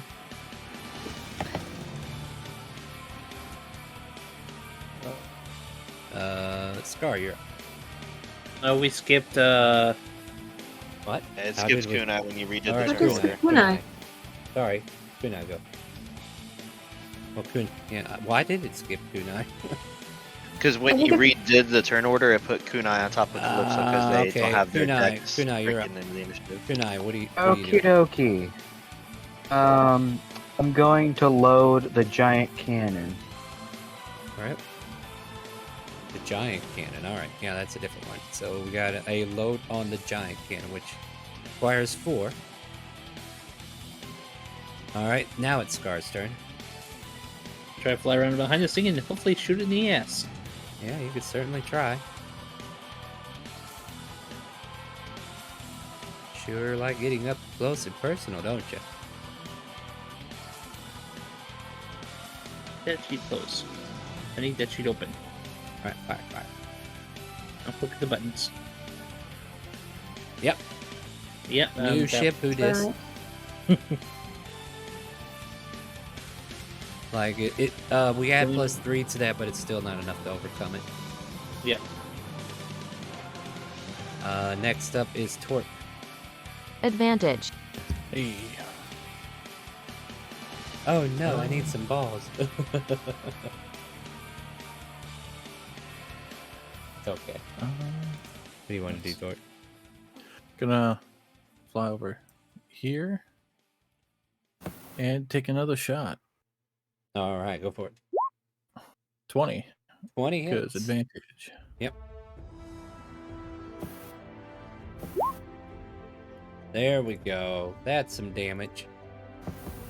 You managed to find the critical point, and there's a burst of energy that collides against the side of the ship. Oh my god, I just realized you guys are gonna... Well, we add +3, it should overcome it. Alright. So yeah, this thing is tanky. Your advantage does go away now that you finally hit. Alright. Anything else? No, that'd be turn. Alright, Kipper will load up the second part of the big cannon. So you got 2 notches on the cannon. I will load a third notch onto the cannon. Would you like to use critical focus to offer advantage on that attack as well? Sure. Alright. Which also helps load the cannon. So the cannon is now one more portion closer to being done. It needs 1 more ready, and then it can be fired. I do feel like that cannon might need to be reworked, but we'll deal with that whenever we get better technology. Dame's Fly will... I will split these attacks. 1 will go on each of you. So it'll aim after the frigates. First one on Sparrow. 17. Yours is a 12. Yeah. So it hits you for 17 points of damage. Okay. So you could just hit -17 in the second bubble. The green or the red? Green. The green one. Okay. The middle one. And The one with that has a 200. Yeah. Next one will be on the Wasp. 8. Unfortunately, it tries to spin around to fire at you, but unable to get the attack off. It just goes into deep space. Kunai. Kunai is going to take the final action to load the giant cannon. Alright, the cannon is loaded. The next one can fire it. I guess that's my job. I guess so. No, don't screw it up. You have advantage. And fire. Oh, wow. Hold up. Natural 20? Let this go to waste. New cannon, who's this? Here, Natural Calypso, 20. You can choose. Natural 20 has been activated. Go ahead and roll damage, and we'll double another dice roll on there. I think it's just dice, right? Jesus Christ, click it again for the double dice. Holy shit. I think it's dead. Oh my god. If those cannonballs are 1,000 gold apiece, it better do some good work. Damn right it better. Yeah. So with a nat 20, they are in critical failure moment. You've disabled their ship, and they are currently scattering into escape pods and trying to escape before this thing blows up.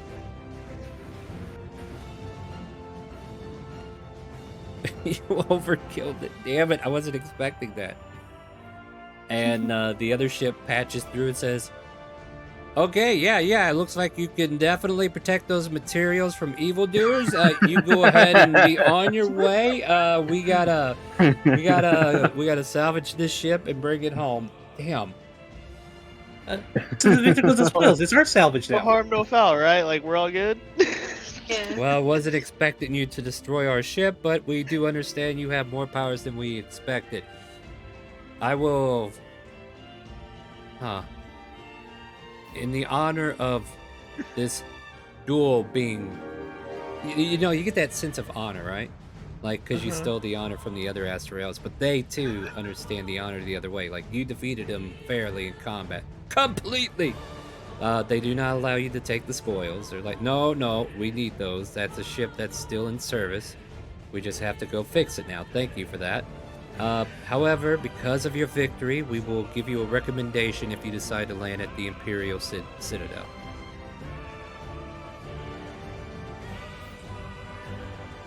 Lovely. Thank you for Basic. that. Oh yeah, you guys Thank- want that recommendation. That'll help cut a lot of red tape. Well, everybody, I think that's about the best this scenario could have played out. Yep. Probably, yeah. I mean, I was Right? gonna let you fight them both, but now I'm like, you know what? Maybe this Aurora is a lot stronger than I thought. For something that took 4 turns to do, yeah, that damage was incredible. The frigates are called back. All right, boys, bring it in. You hear Kipper's voice on the comm. Yeah, yep. Yeah, if you guys get back on the Aurora token, I'll know you're officially in. Wasp, what are you doing? There you go. You guys managed to land the 2 frigates next to each other and gain a little bit of confidence in the machinery that you're running. Like, it's definitely newer. The ship is lighter than the dropship. Like, your maneuverability is a lot quicker. And it's just that adjustment that must have had some problem with the aiming in your logic, right? But I want you both to realize your ammo is now at 70%. So if something... Yep.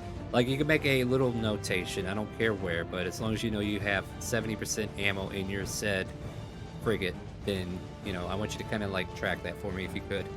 Because I'm not going to give you specific numbers, but I'll let you know, like, when it's going red, you need to refill, so you'll probably have to find a place to buy ammunition for it. So that's a thing you'll have to maintain, but I'll try to be lenient on how much ammo you're using at the start until things get really heated. The longer the battles go, you can expect more usage, so... But So out yeah, of 100, it's at 70 basically. yeah, you were at 77 at the beginning of this fight, though, because there was already ammo missing. Okay. It's amazing Wild that- magic. Uh-oh, there's wild magic going off. Who are we hitting with that? The Wasp has been hit with wild magic. Wait, what?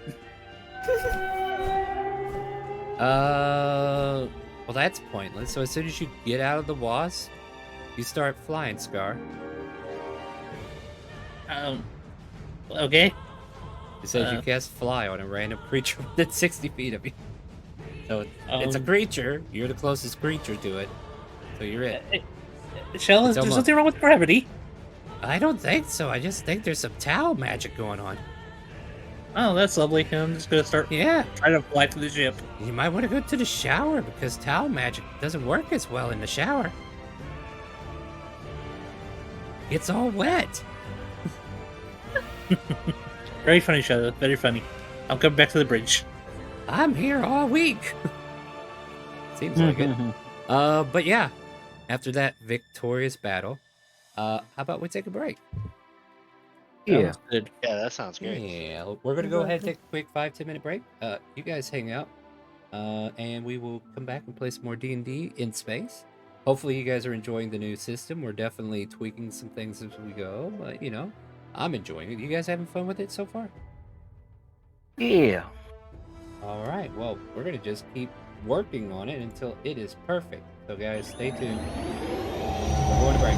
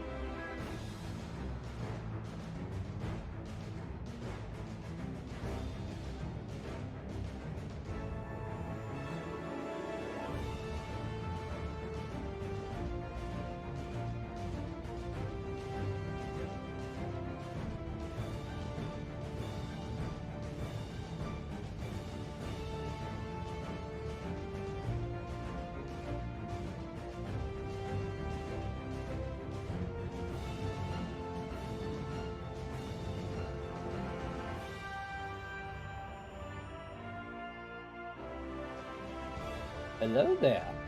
We are back from break. Get everything unmuted on that end. And we're about to get right back into the game. So you've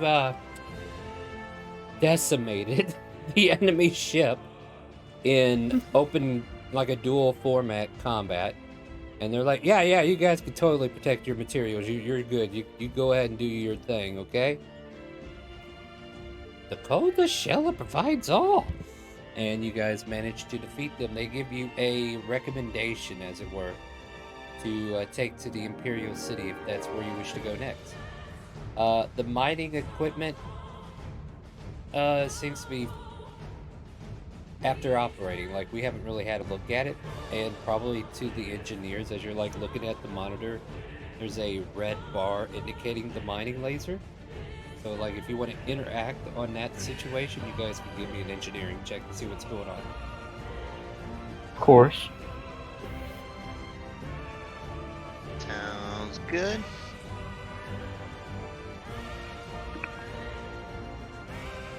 Nice.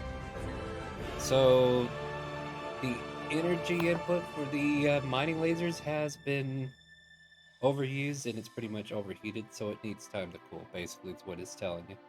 So it's got like a heat charge that it was up for too long, and now it's just in a dormant state because it's overheated. And you guys can hear Comlink like come in. It's one of your plasmoid friends, and he's coughing up a storm. It's like, oh, there's so much steam down here on the turret bay. What happened?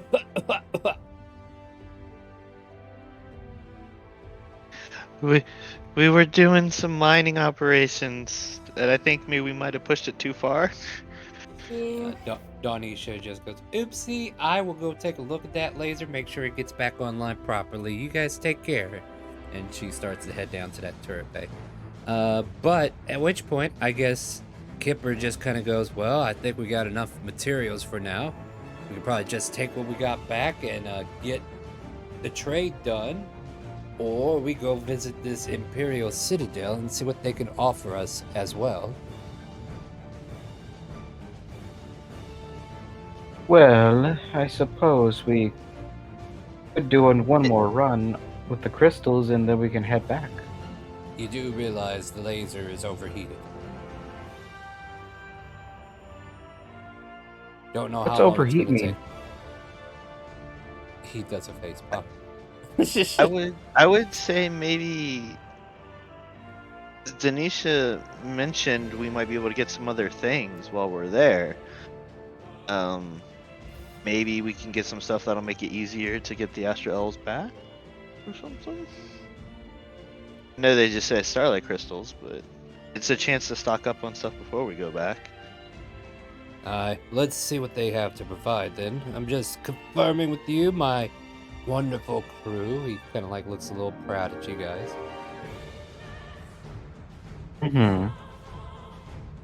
You'll definitely come a long way since we first met. Lord knows, since we first met, my ears are still bleeding.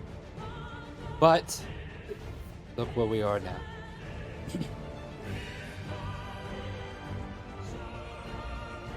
All right, Shella, go chase your butterfly.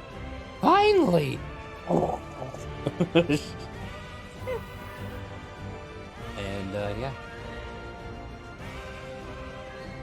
Off to the Imperial City. Yeah, the grappler arms come out and try to grab it. Yeah, so, okay, I need you to bear with me, because like I said, I've only done a little bit of research, but I did not see any maps for the Imperial City. There's just like a bunch of words and text they threw at me. I'm gonna check something out. What is it? Very? Do a search. See if they didn't have any premium maps or anything that weren't showing. Alright, if there was, they should have been in the map collection, and they were not. Thank you. That's fine. It's fine. I probably want to make up a lot of this stuff on my own anyway, because if I follow their guidelines, it'd probably be boring compared to what we got going on. The Dame's Fly that you obliterated is being hauled in by the other ship that backed off, the Hammerhead. Apparently they threw grappling wires and snagged it, and now they're pulling it towards the Imperial City. The Imperial City itself, some of this is official campaign, some of it's not, just so you guys all know. Like, I'm trying to take what I can from Spelljammers and incorporate it, but a lot of the space themes I've been using kind of came from an anime known as Outlaw Star, and some other variations like Gundam Wing in the future, maybe. We'll see. But yeah, we're getting into a lot of fun stuff, guys. So as we approach the butterfly, I feel like they would have, like, it definitely have like bases that are floating above it, satellite bases as they were, because like, you know, the gravity on the Citadel exists, but they'll probably want like free-for-all repair range for like the ships that you just destroyed. So you could see the you can see the wreckage being hauled to a nearby satellite station that is currently accepting the ship. So you watch your mess get pulled in, and not your mess, but their mess. But you made it. Welcome back, Scar. The Citadel itself, I still can't get that image out of my head. It's a freaking butterfly. Really? Really? Is it really? I guess so.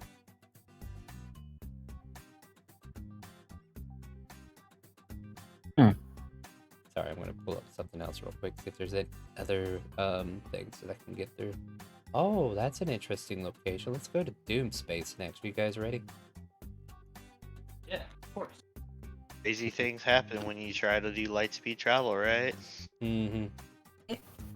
So yeah, so as we land on, I don't know, like that's the thing. We can choose to land at a satellite station and probably not have to land on the main butterfly, but we could just try to find a landing on the butterfly station as well if you guys want. I'll let you decide what I need to think of next. How's that sound? Oh wow. I know. Okay, hold on. The Citadel is a mile-wide floating platform of hewn stone shaped in the form of a moth. And Shella goes, "Wait a minute! That's not a butterfly!" There's an accompanying map? Where is that at? Huh? I don't see it.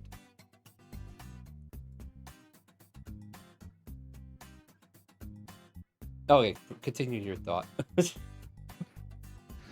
My thought is, since we're here near the Imperial City and we're like visiting to get Denisha to, you know, make contact, just, you know, see if we can do some kind of contact of like, hey, some of your people are stuck and we're trying to rescue them. Just trying to, like, I guess, introduce who we are. Right. To So the people here. yeah, like the first stage is like landing, right? And a recommendation has been placed on your ship, as Shella clearly states that, hey, we've been recommended, so let us in. And yeah, because it's been encoded, not only just her saying it, but you guys are able to land at a very decent landing pad on the moth, the Citadel, in the shape of a moth. And yeah, and this is probably the first time where Kipper seems to be in a brighter mood, and he is excited to see what's outside the door. It has been ages since this feeling's come over me, almost like the first time I landed on your planet. Well, let's go see what our visitors have, shall we? Agreed. I feel like Dropship, You or get- are we no, you actually don't have landing? to. You actually land at the big ship on top of Oh, a sweet. moth. Yeah, the big ship was able to land because it's not on a planet. So this mile-long satellite allows you to land at one of their ship bays, and as you exit out, there is also like a crew that kind of. Wait, what? I caught a shiny Sneasel? What? You sure did. Wow. Anyway, sorry guys, I got distracted. What were we doing? The I feel like this base would definitely give you like comfort pleasure, and since you got the recommendation, you also see a bunch of mechanic crewmen coming around the ship just to kind of like give it a good look over. And Darnisha just put your guys' mind at ease. Yeah, you guys won that duel, so by honor, they're here to help fix whatever damage we caused. So, or I mean, they you took out our caused. guns, you took out our But yeah, don't you worry. They're gonna fix her up real good and get her cleaned up. If there was any bugs on the outside, they'll get them off for you. Lovely. And yeah, I know I'm trying to imagine this as we go and trying to walk you through it as well and seeing what makes sense here. The planet, not the planet. This structure has a gravity to it. It also has a air bubble going around it to, so you guys can breathe and actually walk here. The elves that come out to greet you are dressed very more elegant than what Donisha has on. Like, their attire definitely has like a more modern flair to it. And without naming any names, because I'm not sure who would exactly greet you, but one of the chiefs, they just call me Chief. So if you guys want to keep things short and simple for now, maybe later on I'll let you know my name, but we're pretty much in charge of this base in particular, as you guys are greeted. And Kipper takes his hand and shakes it. My name's Kipper. That there's Fizz. We got Torque over there. That's Scar, Calypso, and Kunai. Nice to meet you, sir. All right. And then Good. we'll get you all fueled up and everything if you need anything else.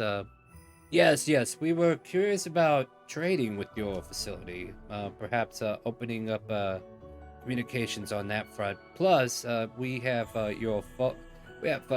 people that has traveled beyond your space that have crash landed in a different galaxy needing aid, which is what we were mining for when we ran into you in space.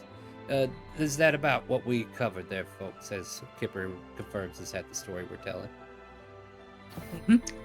Okay.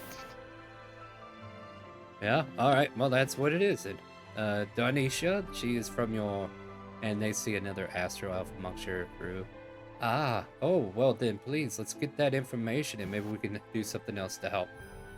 And yeah, you guys are led into like a luxurious suite of sort, I guess you could say. Like it's not common bay, but it's definitely a place for you guys, because you guys got the recommendation. You were able to land at a more luxurious part of the port. And yeah, they have fruits, vegetables, food stuff for you guys to enjoy. They even have like wine bottles against the wall, drinks for you to take in. And Kipper's looking very happy. He's like, "Oh, this is what I'm talking about."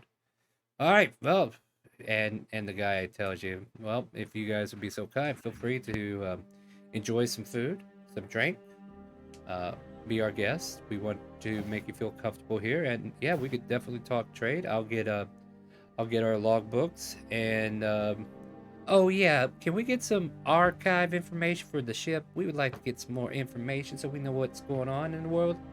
Ah, yes, you wish access to our... Okay, yeah, we could talk about that. And basically, Darnisha is bartering with them to get the information that you guys asked for earlier. Which all seems to be on the up and up, thanks to the recommendation for blowing up a ship in a single shot. Wow.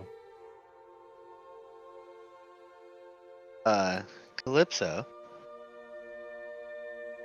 Calypso bounced. What? Oh no, is that just no? No. We got into the role-playing part. Star finally shut up. Where'd you go? No, they didn't. They're right there, Back. Speckles. I just refreshed for a second there, sorry. Welcome back. Oh, it's all good.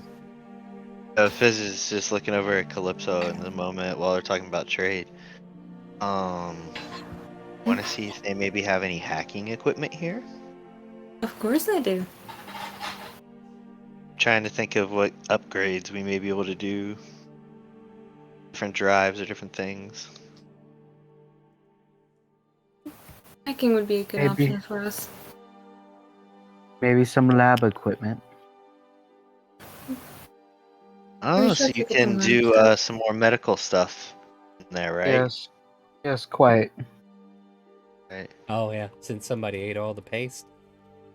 Yep. Yeah. Oops. That makes sense. Oh, speaking of labs and science and stuff, Kunai, did you get a chance to look at that drive and get anything, any ideas from it? Yes. I managed to actually learn how to solder and how soldering might work, but without the other half of the drive, I really can't learn much more than what I could from just looking at and dismantling a broken drive.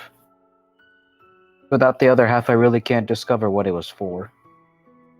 I have an idea, and I don't know if it will work or not, but I wonder if maybe drive can be scanned, or maybe even if we do the trade here, we kind of like get it looked at. It's probably useless, but I'm thinking like at a blue. If we can figure out what kind of drive it was, you can get the blueprint. You can figure out what the other half should have looked like, so you can get the whole picture. Make sense? I suppose so, yes.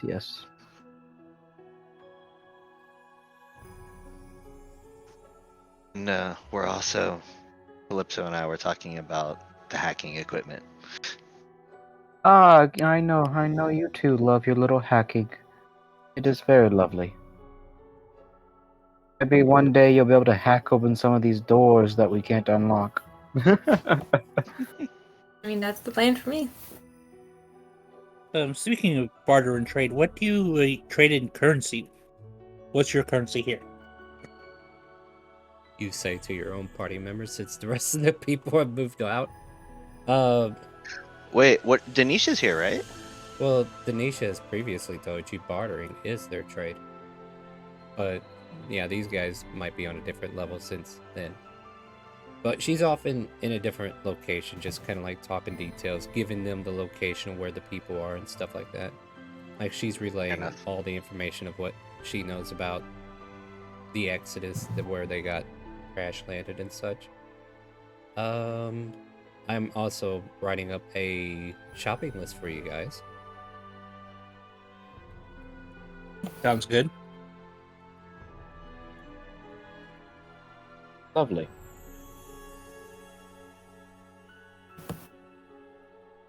Any Well- ideas of anything else anybody would want?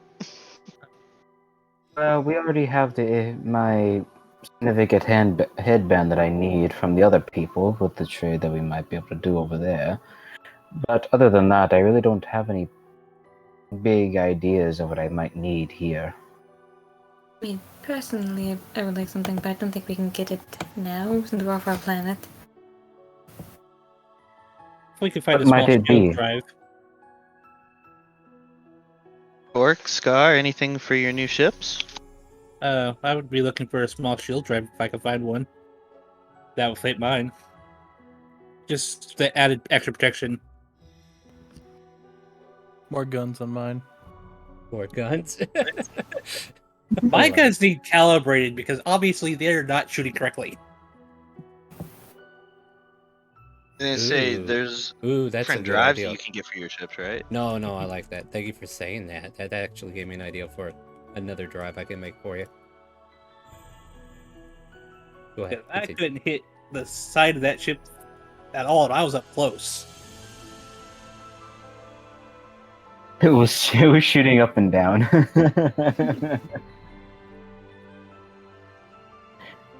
So What's wrong speaking with of, this thing? Good.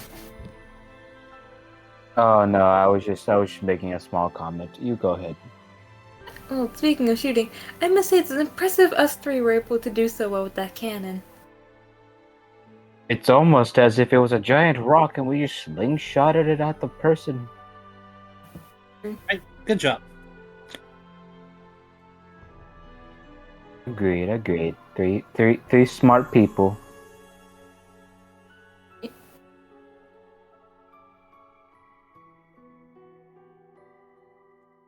That is a good idea to ask the person here what is their currency, because it might be different than the other planet we were at. Since they don't need a very good currency, they do barter, since they don't have any point in having money. I mean, gold's a precious metal. I would think it would be used in more ways. You can even melt it down if Mhm. a stamp. Yes, Matter and of make jewelry fact, of it. some of the soldering joints that you've seen seem to be layered in gold. Yes, gold can be used for that. I have a little bit. It's above table knowledge for you, but okay.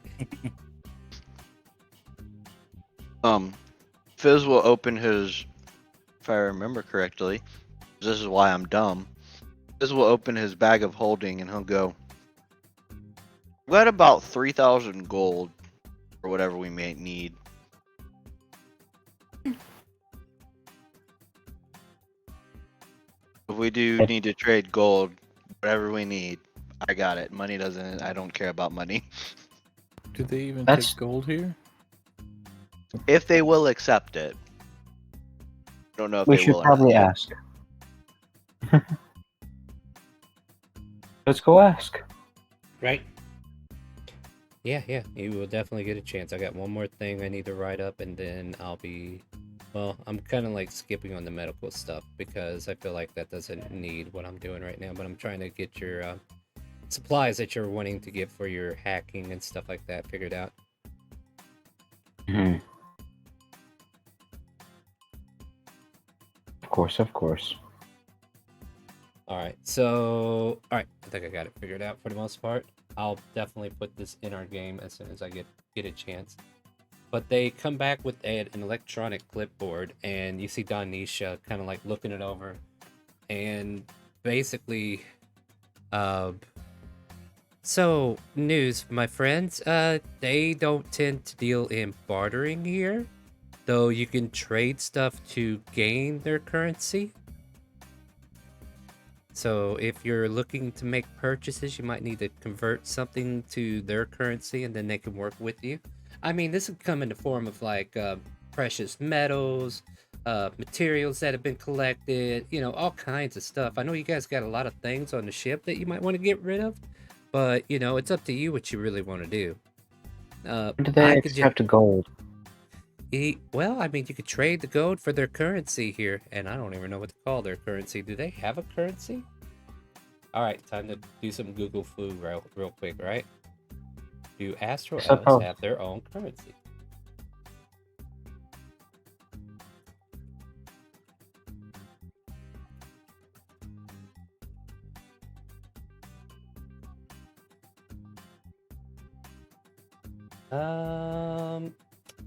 Unhelpful as fudge. So I guess we get to name it. All right, so what do you want to call this currency? Should we steal it from 14 and call it Gil? Rockmead. Rockmead. No, you're fired. Rockmead. You're making shit Gil way works. too complicated. Gil works? All right, we're going to go with Gil. All right, and basically it's probably just a different form of a coin that, has like a gold tint to it. But mostly they record your credits with the Gil form of the thing. So yeah, she just basically asked you, well, what do you want to convert, guys? And you How tell expensive is stuff? Well, that is a good question, isn't it? And the DM hasn't really put a price on it, but I did want to kind of like get an idea of how much we would have, right? So I know it's. I want to convert to see what they'll give me. I showed them a magic bean. They look at it, and at face value, just seeing it as a bean, they offer you 2 gil. Nope, not worth it. This thing's more valuable than that. Yeah, it's definitely worth it. Like, they're not gonna buy a magic bean, dude. They're not Jack. Well, at any rate. The, let me see here. Clipboard does have, like, I guess we want to kind of, like, figure it out, right? So basically, I was looking up stuff and supplies that they might have, and since you guys have Class C materials right now, I was able to find a shield, a speed boost, a tactical drive. These are considered auxiliaries, so until we get an upgrade on the entire ship, you can only plug one of these in. So if you want better shields, you can get the shield. If you want speed, like it has 3 charges, and then it'll double your speed 3 times in combat. But the speed boost will need recharging, which means we have to do maintenance after it's done to recharge it. Also, the tactical drive will help you hit better. So if you're having trouble getting them guns where they need to go, it'll add a little extra attack if that makes sense. We also, I remember you talking about the hacking situation. Yeah, they got some hacking cables we can get. Will require you to use the ship that you're trying to target has to be within 30 feet of the cannon, and you'll have to make an attack on the ship. And once it connects, you can then try to hack into their computer with this. We could get some of those, and do be aware that it's one-time hack per use, so you're going to need multiple cables along with the drive. It is also considered an auxiliary drive. They do have Class B upgrades, but it is a little bit pricey. I'm not sure if we can afford it, but we could definitely talk about it. And it would take a little bit of work on my end in order to make it work if you need me to help you put it together. You're definitely going to need a mechanic, and I'm your girl. Also, they have a defense drive. Actually, I lied to you about the shield. The shield drive belongs to the defense window, not the auxiliary. My bad. I am completely misreading my own clipboard here. Sorry, darlings. We also can get you a Class C armor upgrade, which will give you a protection up to 50 more points onto your health pool for your ship if you want to do that. So if any of those items seem, I don't know, doable in your eye, we can definitely work towards that. Otherwise, we will need to convert if we want to use their bartering system here. Yeah, one of those items do interest me, and going through my pockets here, I do have these brown gems. I don't know how much they're worth. Did the DM tell you how much they were worth? Nope, you just told me I had 2 brown gems. That does not tell us anything. Exactly. I usually tell you the value of those whenever I give them. Do you remember how you got them? Nope, but they're in my bag, right next to my black mask. I think you might have found them while we were like searching through the scrap stuff. Maybe. Oh yeah, we probably did. I know I gave you a gold value. You probably just didn't write it down. I'll call it 100 gold. Sell both those for. They are space beast turds. Nope, sorry, it's shit. Those aren't gems. That's shit. No, yeah, so they can convert. And basically, I think to make it easy, guys, how about we do this? The gil and gold will convert evenly. Does that sound fair? Just to kind of like keep us from having headaches. So, but you will need to keep track of multiple currencies if we wind up doing a wide trade network. But we can always put that on the computer. Yes. So,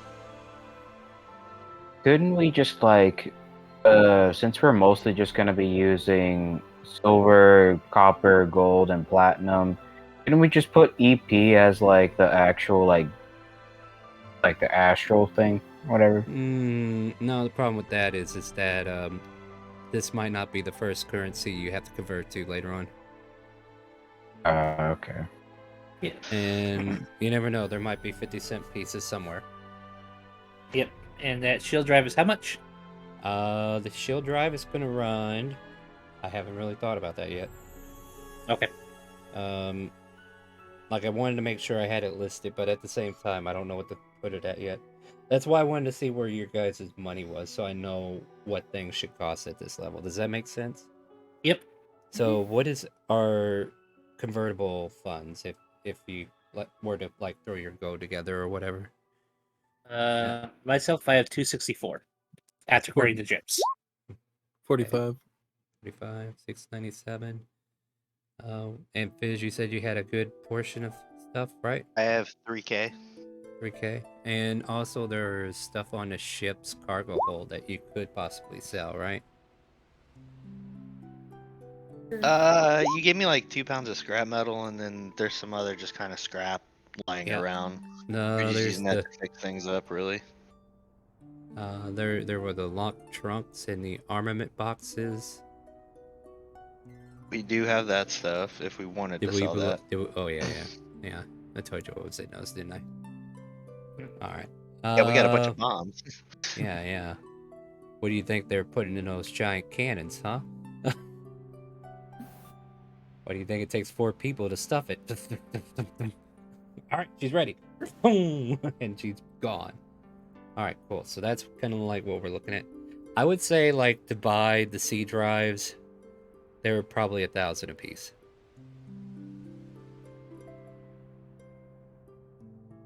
And depending, like Don Nisha says, I can try to haggle with them, but you know, it seems like it's going to be 1,000 firm for any of the C drives. And on top of that, I know you're not interested. Like, we probably can't even do this yet, but if you wanted to upgrade to a Class B so you can fit more drives in later on, we're going to need at least 3,000 credits for that.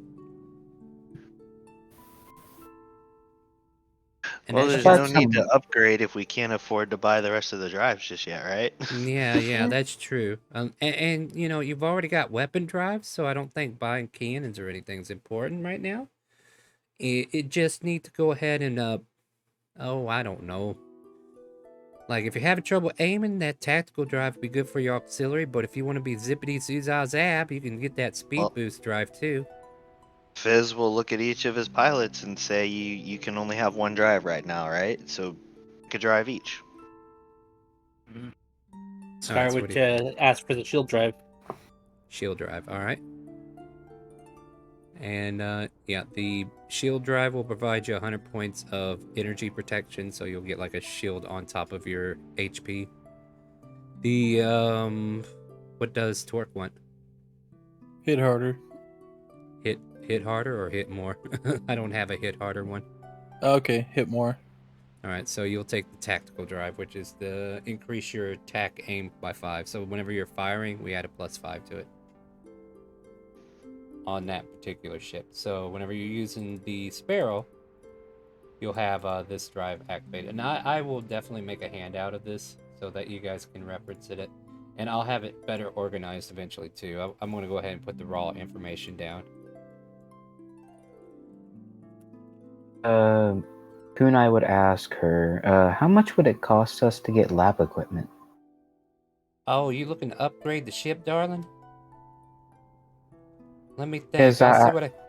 well, it depends. And, you know, like...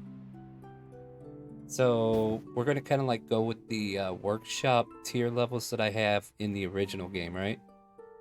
For those who might have got to witness it. Not everybody has. But, there'll be, like, 4 tiers, like C, B, A, S, right?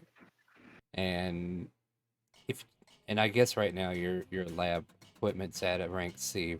So if you want to upgrade it to B, that probably costs you around $5,000 or so, to be honest with you, because lab equipment's pretty expensive. I thought we didn't have any lab equipment. It's so sparse that it's like tables. There's your lab equipment. Broken flask. That's your lab equipment. Oh, well, I don't know. Let me see here. If I just say you don't have any Let's say lab it's equipment, not even a Class C. Yeah, let's get the Class like C if you first. need to get the Class C, then maybe that's like 1,000, maybe, to get like the cheapest equipment to start doing things in there, and it might give you like a +3 bonus to anything relating to the lab. And that's the star needs to write this shit down because he'll forget. Because I would love to get some good experiments going. I have an idea if you want, Kunai. It can give you the rest of what you need to upgrade it to get the lab going.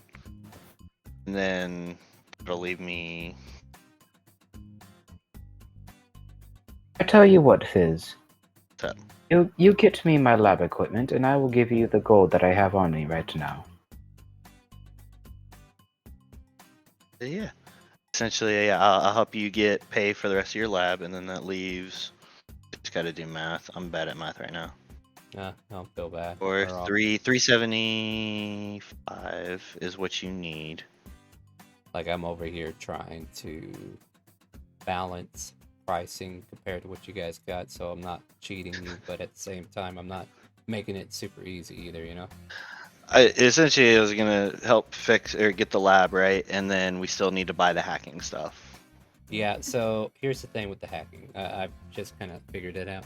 So all the C drives are going to be 1K each. So to get the initial drive to use the equipment is 1K. The hacking will come with 5 cables. So along with buying the drive, you get 5 cables. If you want extra cables, they're 100 gold each. Sounds fair? That sounds super fair, actually. And I guess I can go ahead and save this for now. So you guys can check the document for current drives. I'll put these in SAE abilities here in a second. But the current drives is definitely what I'm working on right now to kind of like give you guys something to look at and just putting a price tag on everything. The Class B upgrade, though, I did say 5K, so I'm going to go edit that. But you guys can see that now, right?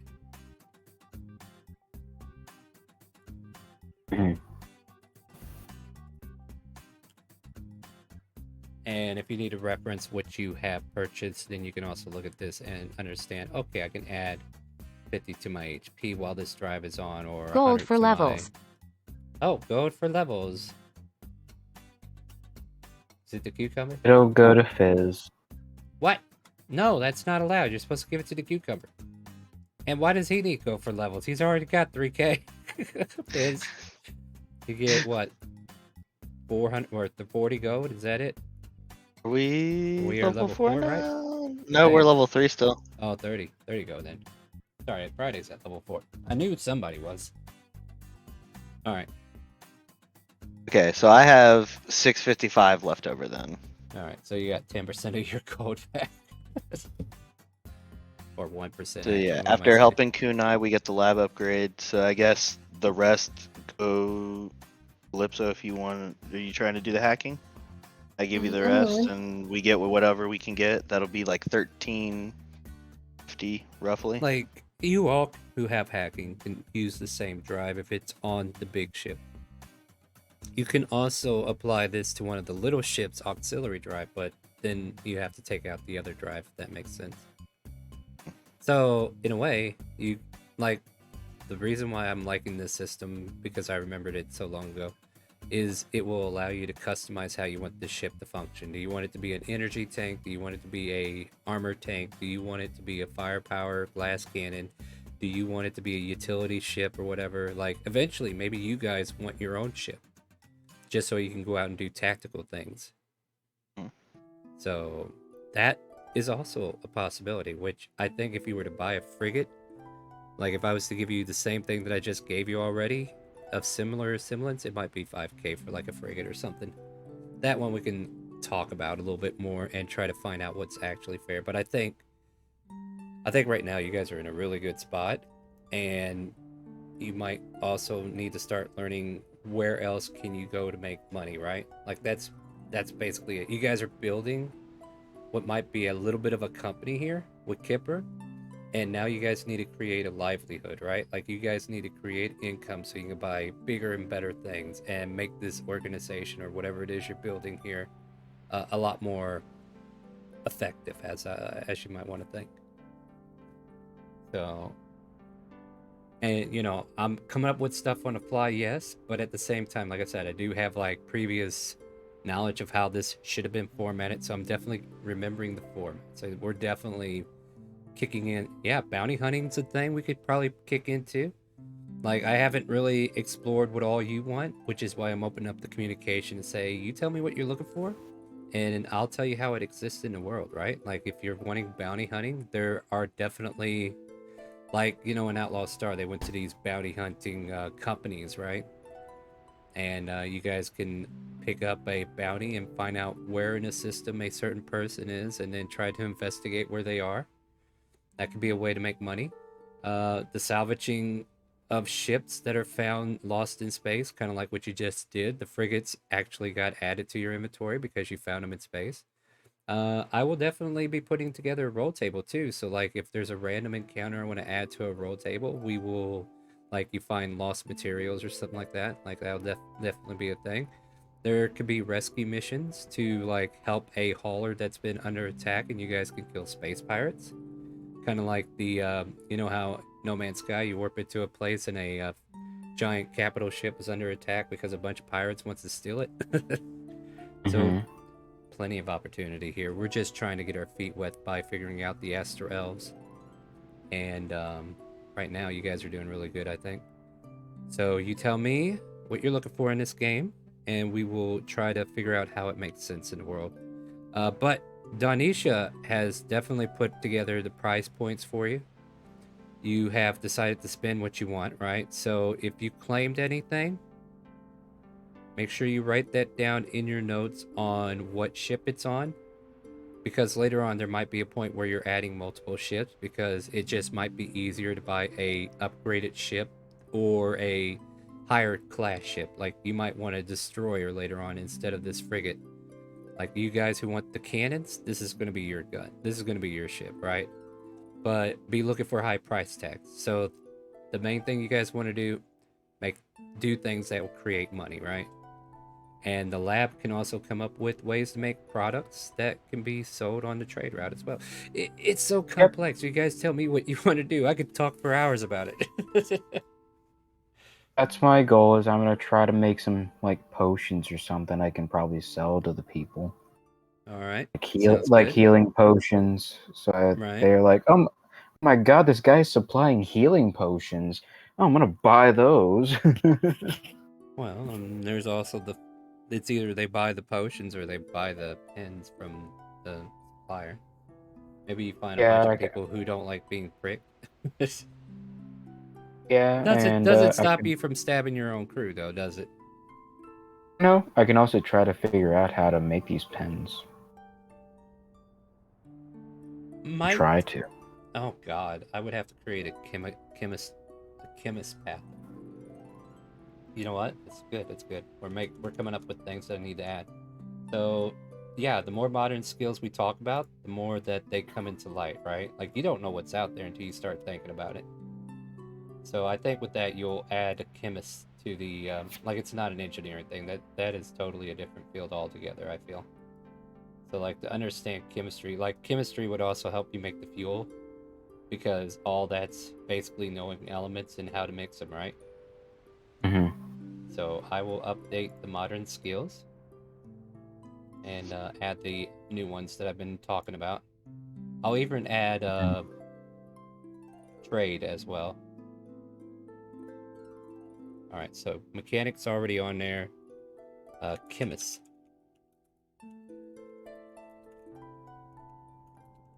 All right, so yeah, keep talking, guys. I'm just typing up something real quick.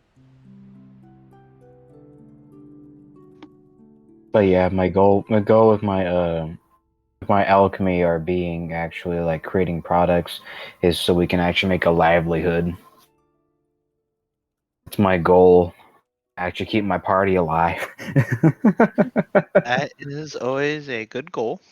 Yeah, everybody rolled rogues at the beginning of the game, so or some fighter type. Yeah, I'm here to break stuff and keep us in spirits by breaking rock. Mining, that's me.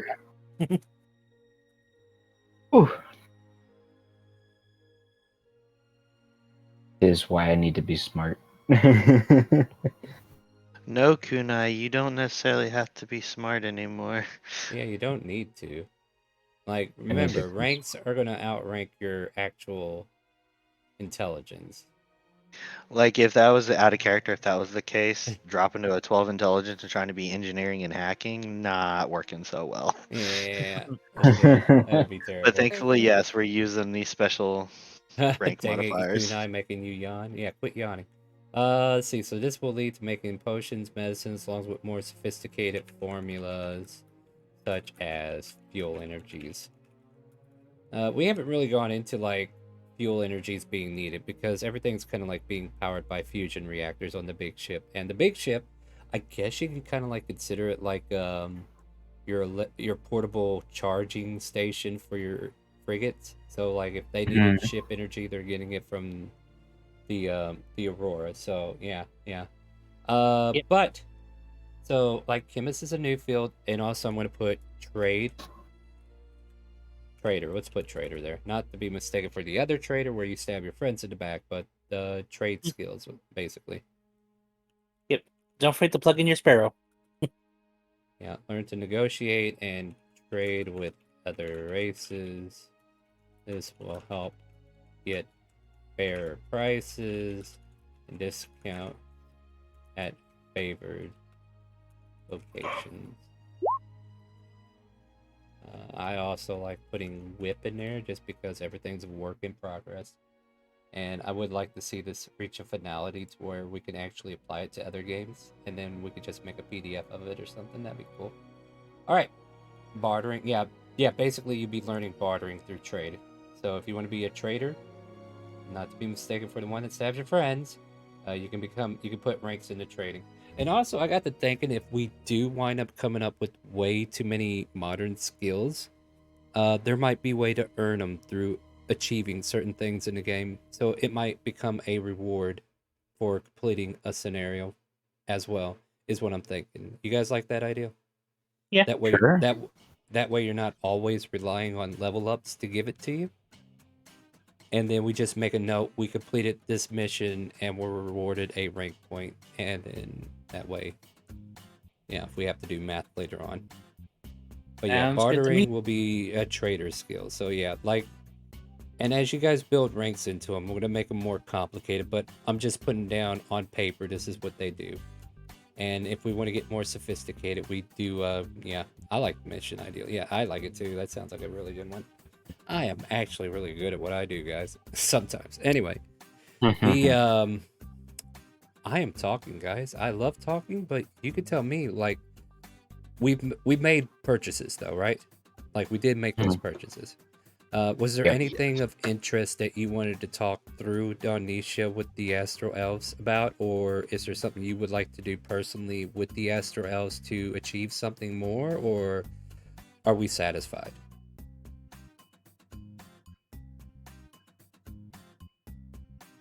I guess I could talk to them. My good friend, in the Yes. future, I am hoping to make healing potions or healing supplies in the future. Whenever I do come across this ability, do you think you might be able to be a good customer in the future? You'll have to check the trade. You know, it depends upon the traders. They're not. How should I put this to you? They're not really open to exports from foreign trade, but you got a recommendation, so you can definitely have that communication. But you're definitely going to have to talk to somebody who deals with the trade. Understandable. But yeah, just bring it up to them. They will, like, probably better to bring this stuff up when you actually have it. Agreed. But yeah, good luck to you on that. Like, at that point, it's just luck if they accept you or not. I know we could be a stubborn race, but you've actually shown us some prowess out there, so. One shot, really? Just one? They took. And we're gonna have to. They're gonna be working on that for a week, and they're gonna have to put some new upgrades on that thing. And he just mumbles and walks away at this point, unless you have anything else you want to talk to Chief about. I don't really have much else to talk to him about. All right. With that said, unless there's something else you do, feel free to interrupt. But Donisha claps her hands, says, "Good news! Everything's been delivered. And you know how your weapon ammo has been running a little dry? Well, they fired up the old ammo replenishing, and your Wasp and Sparrow should now be at 100% ammo, so you can go ahead and mark 100% ammo on those." Since we were in a place that has the resources, I figured I'd go ahead and top you all off free of charge. Sweet. And yeah, so, well, gosh, I'm just excited to get these drives plugged in for you all, and we can get back to space and get back to my people and see about bringing them home. They're going to be sending out expedition ships to the location as well, so all we got to do is finish your part of the trade. And if you guys want to keep me on board, well, all I need is a good roof over my head, a good meal, and a little bit of gill. We'll leave that up to Kipper. If it was up to me, I wouldn't have been the one spending all that stuff. It looks like Fizz has a good handle on the CFO of things here. Oh, is Fizz right now our bank man? Well, he was the one rolling the checks a second ago. Were you not paying attention? I was. Trust me, I was. Well, there you go. Look, Fizz for banker. I don't mind being the face or the pilot for the big Aurora. She's a beautiful ship, and I'm happy to be aboard her. But, you know, there might be a time when I need to step down eventually, thanks to old age. So, yes, one of you should be taking over the money. Are you all sure you want me in charge of the money? Yeah, here you just go. double checking. Here's my gold. I pass it all over. Everybody passes their money in. What? It's time He for opens that his bag of holding. Yeah, it's time for that she-shake, Red. And time to start laundering. I mean, what? 264 of mine. I'm holding on to my 1 platinum coin. I like this. I don't think we really had much left. No. Yeah, you guys only had. What was Yeah, left Scar on the didn't other- spend any money, but yeah, Torque. Yeah, but since Fizz has been kind of like managing you guys and telling you where to spend the money, and he had a big bankroll to begin with, yeah, Skipper's just kind of like let you guys decide how this works. He's like, as long as the Aurora keeps flying and we got space to go explore, I am on board 100%. Do need a little extra expenditure from now and then for, you know, personal liquor expense. Other than that, Yes. yeah, so basically your help is telling you their wages, you know? So if you wish to continue to keep Kipper and Donisha around, yeah, you're gonna have to pay them a little bit. Right now, it's not important. They're pretty much paid up for a month, right? That's not gonna be a today problem. And we might not even roleplay that one too much, but as long as there is money coming in, then I won't look at it. But if you guys are like going weeks without money, I'm gonna be like, yeah, hey, remember when you said you were gonna pay me last week? I really need that pay. And if you just keep letting it go, morality is gonna go down, and you know what happens when that happens? They become slimes. Mutiny. Maybe that's how it happened, huh? But yeah, it's a time loop. Those are you. You actually killed one of yourselves. Oh god. Oh god. Oh no. There's Wild a space Pokemon is to catch. weird. It is weird. It was probably yeah, Slate. It was probably Scar. There's Scar our, killed Scar. that dual blade that we had to fight. Well, was it a Geas then? But that was from the battle with Leon on Sunday. Anyway, that's a different story. Hey guys, what do you guys want to do? You ready to lift off and go back? Ew. We're actually getting at a really Yeah. good stopping point too. So help me fill the space as we are traveling back. But you do manage to return to your ship. And there's like this moment where Kipper's just kind of like at the heel of the ship right before you enter into like the pad that goes up to it, like the little ramp that leads into the ship itself. He's just kind of like tapping it and admiring it from the outside for once. But if nobody says anything, he just nods and walks in.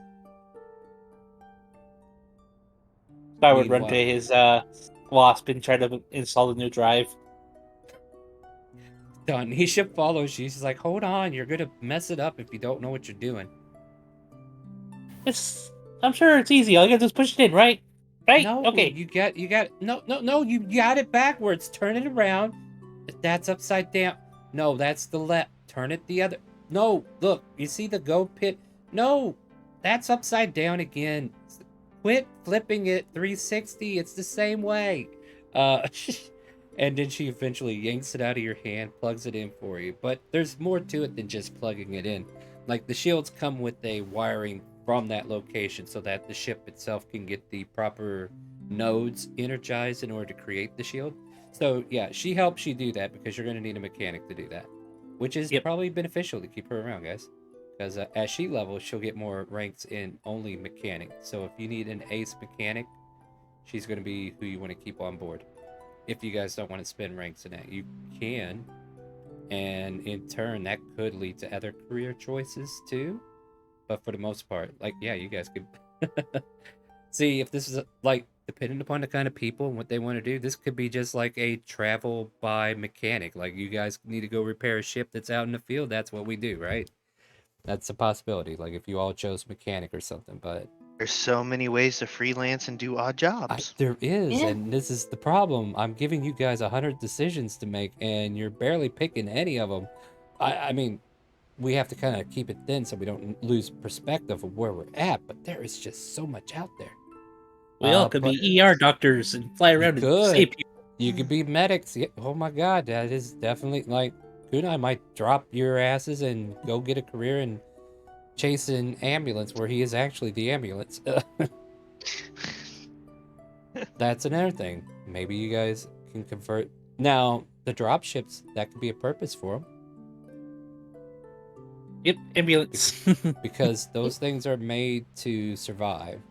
And they are supposed to be speedy vessels to just get you in, get you out. Land, get in, get out. But yeah, so like drop ships, ER, right? Okay, you know what? You guys are actually giving me a lot of ideals to put on a random encounter table. So that you might actually go out and do 100 of these things eventually. Because like, what if you're in deep space and you get a distress signal saying someone's wounded, we need medic, and you guys are the only ones nearby? Guess what? You could choose to help, you could choose to leave, but you'll probably help, right? Raid the ship, we're pirates. No. You can also Oh my- turn in. You could also turn into pirates. Yep, that is a possibility Oh too. my. But whatever you guys decide, you got to do it together. I will be useful out in the field. Ah! Yep. Calypso, want to get this hacking equipment installed? So what I will ask is the equipment being attached to the Aurora? I would say it would have to at this point, right? Yeah, because we got the different drives for the other two ships. So yeah, we'll do the Yeah. hacking on the Aurora for now. All right. So yeah, in order, like, there is a possibility. Like, I'm just painting an outside picture in case you wanted to do this as a strategy. But if like the shield or tactical drive was replaced with the hacking tools, because they take the same slot, you could technically take a support with you to do hacking while you're also trying to attack the ship in front of you. So that's an see, so cool, right? So many different ways you could play this game, right? Yep, that's Plug the it- fun of D&D. Yeah, well, this is the fun of my new system I'm creating. But with the D&D, it's all good. So we've been talking. It's just been a lot of speculating. The Aurora fires up and lifts off and starts to return to the Astral Elves in the other galaxy, or the other part of the universe, right? And it's going to take another day to get there. So this is probably where we're going to end the session. But you guys can like have some, like, you're installing your drives. You're checking out all the new shinies. And yes, here we go. We enter into the tunnel, and there we go. Thank you, Red. Everybody loves that one. That's a good one. Ren did the hyperspace for us. The ship Aurora takes off, and away you go, returning back to where the Astro Elves that are stranded. And like I was saying, guys, you guys can spend a little bit of time doing some last moments RP downtime while you're getting back to your location. Did we confirm the lab? Yes. Yes. So we did bring in enough to make it a Class C lab, right? Yes. Kunai should have a basic lab now. All right, Yes. Kunai, you might, or oh wait, it's a med lab. Yeah. All right. So yeah, you can go ahead and put a +3 to anything that pertains to your medic checks in that lab. So like, if somebody needs to be fixed on the spot, I mean, sure, you could do it there. But if you can get them to the lab, you'll be able to add a +3 to anything. Well, depending, like if. Mm-hmm. I don't know. There's not a lot to it, but there might be more stuff. We'll figure how we can incorporate it. Maybe it will give +3 to healing. I don't know. We'll figure it out. We'll work with it. The labs are definitely different. All right, so yeah, guys, as you are traveling, and as the camera kind of like casually goes to the hyperbolic chambers to check in on, or the cryo chambers, I'm sorry, to go check in on Oral. Yep, she's still there. All right, what do you guys want to do? I suppose Kunai would start setting up his lab and get everything situated where he could actually potentially start making his potions or whatnot. All right. So the lab materials that came with, like, we didn't talk about buying supplies. We're just talking about buying the equipment to give it the Class C rating. So, like, you got new health documents and information that was uploaded to the computer. You basically got their medical background of Astral Elves now too, by the way. Researches that they've committed. Like, this is all part of the archive as well. So you guys have abundance of information, along with the lab having its proper information as well. Like, that's separate, but still, like, with the access to the archive that they have, you can get a gist of what they have going on here as well. Anyway, enough of me talking jargon. What do you guys want to do? Is this the right wrench you need, or is it this one? You don't even use a wrench there. You look. You gotta apply it like this, and she sets it up, and then. All right, look. See that blue button over there? Go press it. This one? Yeah, that one. No, that one. Okay, I hit them all. Oh, not that way. And then all of a sudden, the drive blows up, and you have to buy a new. No, I'm just kidding. The Wild magic. Oh, well, maybe I didn't lie. Hold on, wild magic. Who's it going on? Scar. It's that time of the day again. Yep. Let me make sure I'm on the right page. You are frightened of Danisha until the end of your next turn. She yells at you, and there's like a fear in your heart, and you're like, oops, what did I do? Not like that! She yells. And then she comes over and pushes the button for you, and then there's a humming noise, and there's like a bluish energy that's encompassing the wasp. And you have extra shields now. Yay! Nice. As I hide in the corner. And then it goes away as she shakes her head at you and walks out. Well, you're done, so have fun. And then she'll come over and check on Torque and help him get his drive installed as well.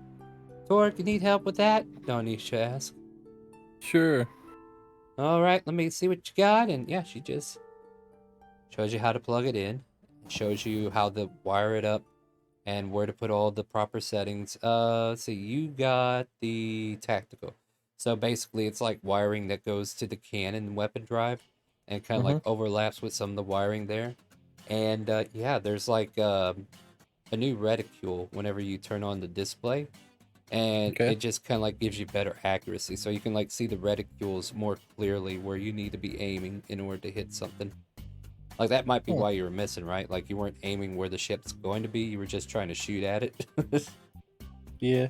But it wasn't even moving, Star. I know, but you know what I mean.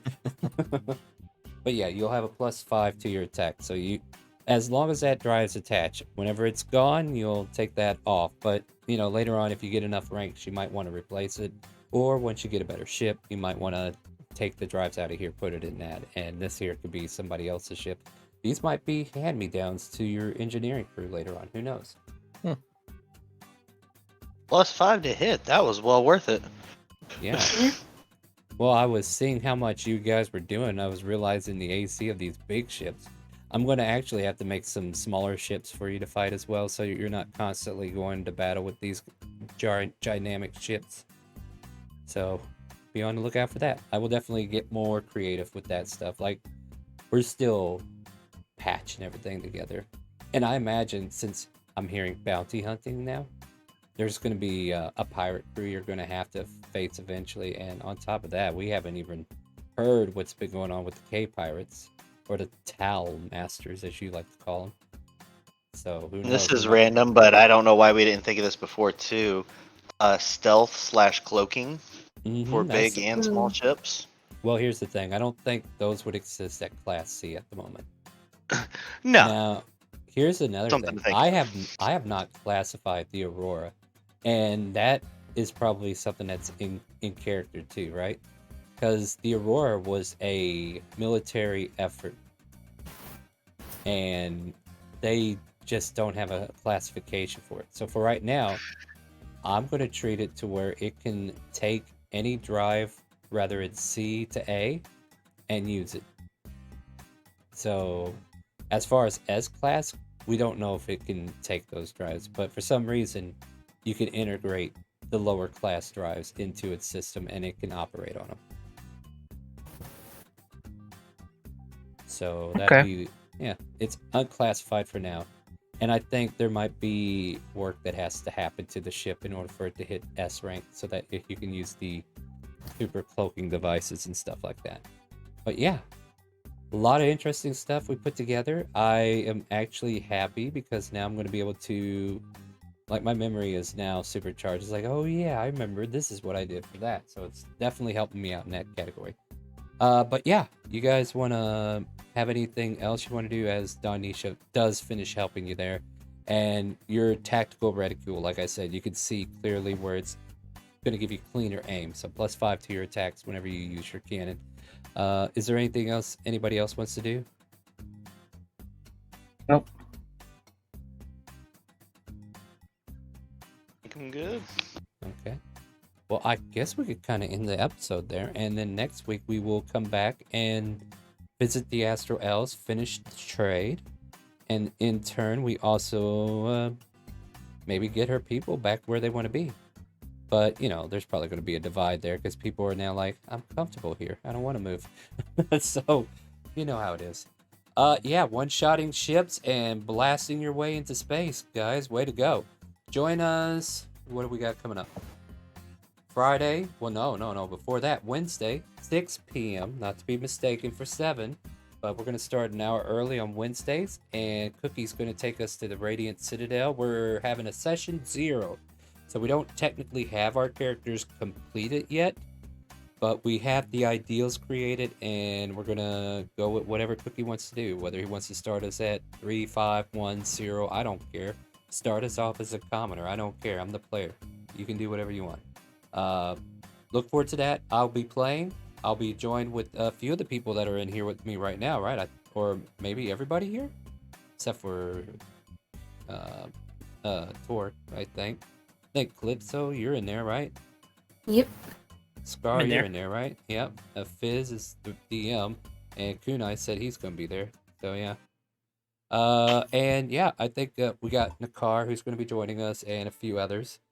Or I think that's it. They know who Rapture's supposed to join us Rapture as well. Yep. Yeah, Rapture's gonna be joining us, so it's gonna be a lot of fun. Look forward to that. Wednesday, 6 p.m. We'll see you then. Friday, !help in Twitch chat. Would you like to play D&D with some of these fine folk that I'm playing with today? I will be DMing my open role play every Friday at 6 p.m. as well. That usually lasts to 10, and that's 4-hour sessions, similar to what we're going to do on Wednesday, I believe. And yeah, if you want to play, !help in Twitch chat. We'll give you a link to the Discord, a Character Mancer video, a link to our game as well. So you can go ahead and start creating that character and ask for approval once we start playing on Friday.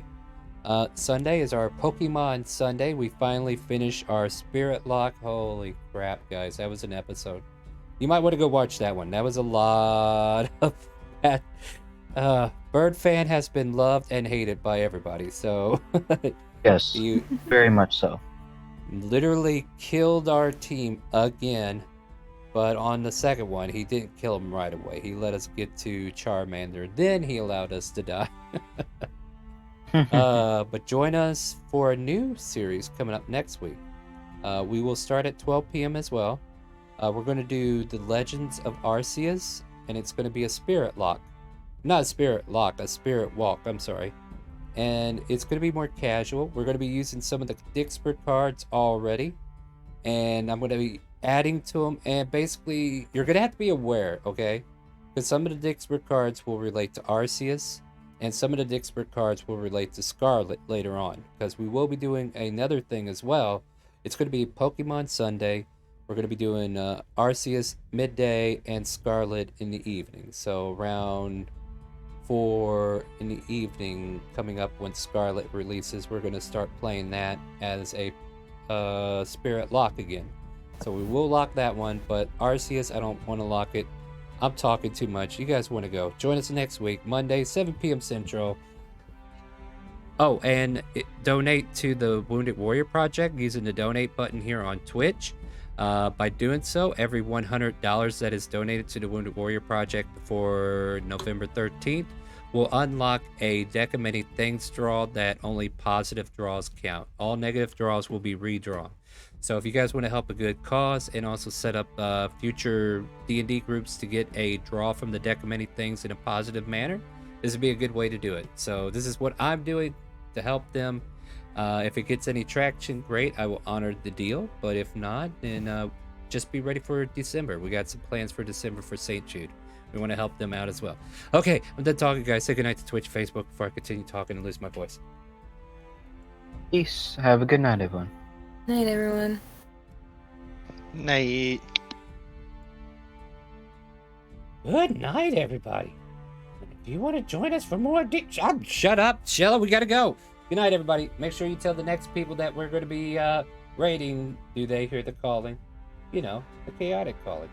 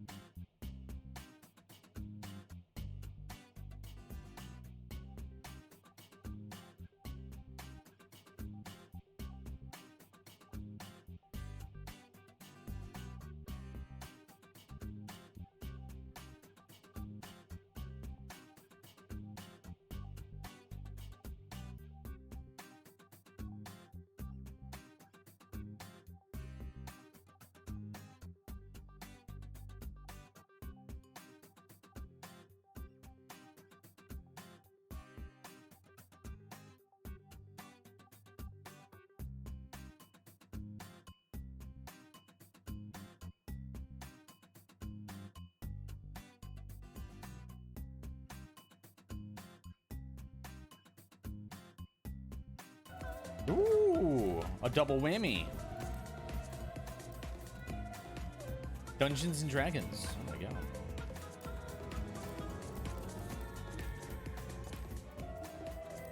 Sorry was coming, right? Yo, oh, weird. I don't know why I did that. Robobot. Being weird.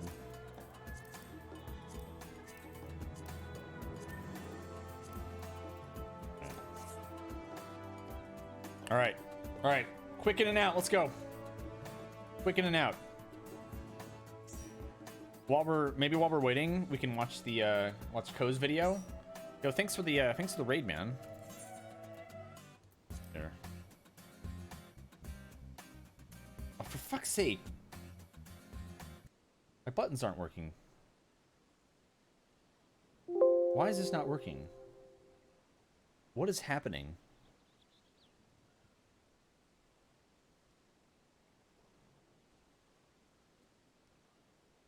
Show all. It's like OBS